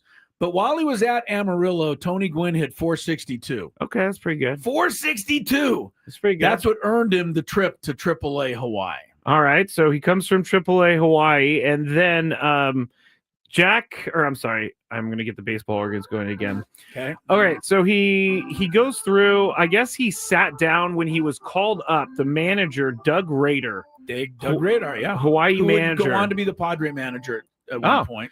Calls him into the office, and apparently Tony made the last out of the game at home plate on a base running mistake. Oh, no, really? Tony said he figured he was in for a chewing out. Oh, that's a great story. Tony said he went through the whole thing, ripped my butt, then said, anyway, you are going to join the Padres tomorrow. Wow. So it didn't matter. So that's stuff that I did not know. Yes. That's great stuff. And so when he was flying to San Diego from Hawaii, he thought about, making his debut in front of a crowd of fans and friends and family and all that stuff. Mm-hmm. He had to give out 24 tickets to the game for everybody that was coming down. He probably had to buy 21 of those. He probably did. He probably didn't have a lot of money to buy them. Now, if AAA players don't make money now, I don't think they made money before. Not much. So he was told he was going to be facing Phillies star Steve Carlton. So in his head, he was preparing for Steve Carlton. And I'll tell you one thing: as a lefty hitter against Carlton, even the great Tony Gwynn may have struggled there. Yes. Steve Carlton was a tough guy to hit. So he's thinking, okay, I'm going to go face one of the best pitchers in Major League Baseball. But Future the Padres Hall of Famer. Gave him the wrong information. Oh, they did. He would actually be facing right-hander Mike Krukow, who was 9-6 with a 2.56 ERA, which was fourth in the National League. But Tony got to the ballpark 5.5 hours early, apparently. That's actually not anything crazy. He did that all the time. No, because if you're thinking like a 7-10 game, he was probably there by 1. He did that throughout his career, as it turned out. He said he wasn't really that nervous, just eager to get his major league career started. And the reason he got his number Clubhouse man. Number 19, yes. The famous number 19. Whitey Whittleman? Wiedelman, maybe. Maybe Wiedelman. Handed him his first uniform, number 19, and Whitey said, I wore this number playing for the PCL Padres, so don't disgrace it. And he did not disgrace. Whitey was number on target with that 19. Anyway, so he gets his let's see, his first hit. This is what I found out that was new to me. Okay. Or his first RBI, not his first hit. His first RBI of his career was actually a sac fly. He got his first RBI before he got his first hit. Yes. Yeah. That's interesting. So during the game, they were playing the Phillies, as you know. He said he wasn't nervous in the on-deck circle, but as he walked to the plate, obviously you could hear the crowd cheering for you. But when you're playing, you just try to focus on what you're trying to do, is what he said. So he got the first RBI in the first inning. In the top of the where did it go? His second at bat. Oh, his second at bat, bottom of the third. He hit the ball hard, right at shortstop, just missing the 5.5 hole. He got his hit in the bottom of the eighth. And he doubled to left center field. Because he came up again in the ninth. It says, in the bottom of the eighth, Lezcano led off with a home run. Gwynn congratulated him. Now it's Gwynn's turn to hit. Gwynn doubled to left center field for his first major league hit. All right. The first of 3,141. Yeah. And it wasn't over just yet. No, because he came up the next inning and got his second. He got his second. Right. And Terry Kennedy grounded out to the pitcher to end the game. Tony Gwynn's first two hits were in the books. They had lost their fifth straight game. He went hitless in his second career game. This is really cool right here. And then he hit in 15 straight games, the longest streak by a Padre in 1982. And in 54 games that season, he hit 289. He would never again hit below 300 in his career. That is right. Those are two amazing facts. He had a 15-game hit streak right at the beginning of his career. The highest he would ever get in that category, by the way, was 25, which you would think somebody as great as Tony Gwynn would have had a 30 or a 40 in there what somewhere. Makes Joe DiMaggio's record so much crazier. Right. And how about Benito Santiago, who holds the Padre record at 34? Yes. It's not Tony Gwynn. It's one of the only records he doesn't hold. So the person writing this article was actually at the game for this. Kirk Kenny, by the way, texted back. He said, it's not clear in the archives of the game, but it sounds like something that would be said after the second hit. Okay. So we don't know 100% sure. Correct. But there's one story that, had him saying that after the first. One thing we know is Pete Rose apparently said that. Yes, he did say it. He did say it. Pretty cool. I gotta find out, because I didn't get a chance to check this, but I gotta find out who the umpires are, because there might be a famous umpire. No, never mind. I thought it was Joe West, but it wasn't Joe West. It was Frank Pulley. Frank Pulley was a big-time ump back in the day. He was the home plate umpire, Jerry Crawford, Bob Davidson, and Doug Harvey. That's a great crew. Oh, okay. Are you kidding? Doug Harvey's a San Diegan. They called him God. Really? Yeah, flat out. That was Doug Harvey's nickname as an umpire, God. I wouldn't mind that nickname as an umpire. Basically, in those days, if Doug Harvey, claimed it, that was pretty much accepted. Here is a random highlight from his 1982 season, Tony Gwynn. Okay. All right, that's what it's all about on this board. Here's Tony Gwynn, who's called out on strikes his first time up, riding the Giants with a 2-0 lead. Gwynn hits the ball in the air to right center field, and he hits it deep. And that ball's way back there. It's off the wall. Davis had a chance at that ball, I thought. I know it's not really that crazy of a highlight, but that was from 1982. I had to show it give that a 1982. D. I had to show a 1982 highlight. I can't just pick that was a random. TV call? Yeah, that was a TV call from 1982. Understood. Okay, because they didn't describe it very well. Well, because it looked like he may have caught it at the fence, but then they called it a double. I think they were talking about maybe it was a home run or something like that. But there was no replay back then. I know one thing. That was What? Chili Davis. Davis that he was referring to, I'm assuming, was Chili Davis. Chili Davis. All right. I like the name Chili Davis. You didn't know who Chili Davis was? I've heard Chili Davis. Too young. I heard Chili You're too Davis. young. I don't know much about Mr. Davis, Mr. Chili. Chili Davis. What's Chili Davis's actual first name? Chili? Charles? I have to look him up. It's a good nickname, though. If I'm going to be named after food, it's not going to be chili, though. All right, if you're going to the game tonight, again,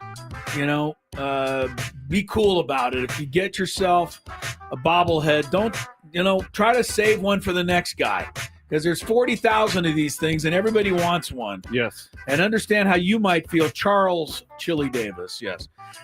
You just think how you'd feel if you missed out on one because some other guy hogged 10 of them. So let's all work together tonight. Enjoy the bobblehead.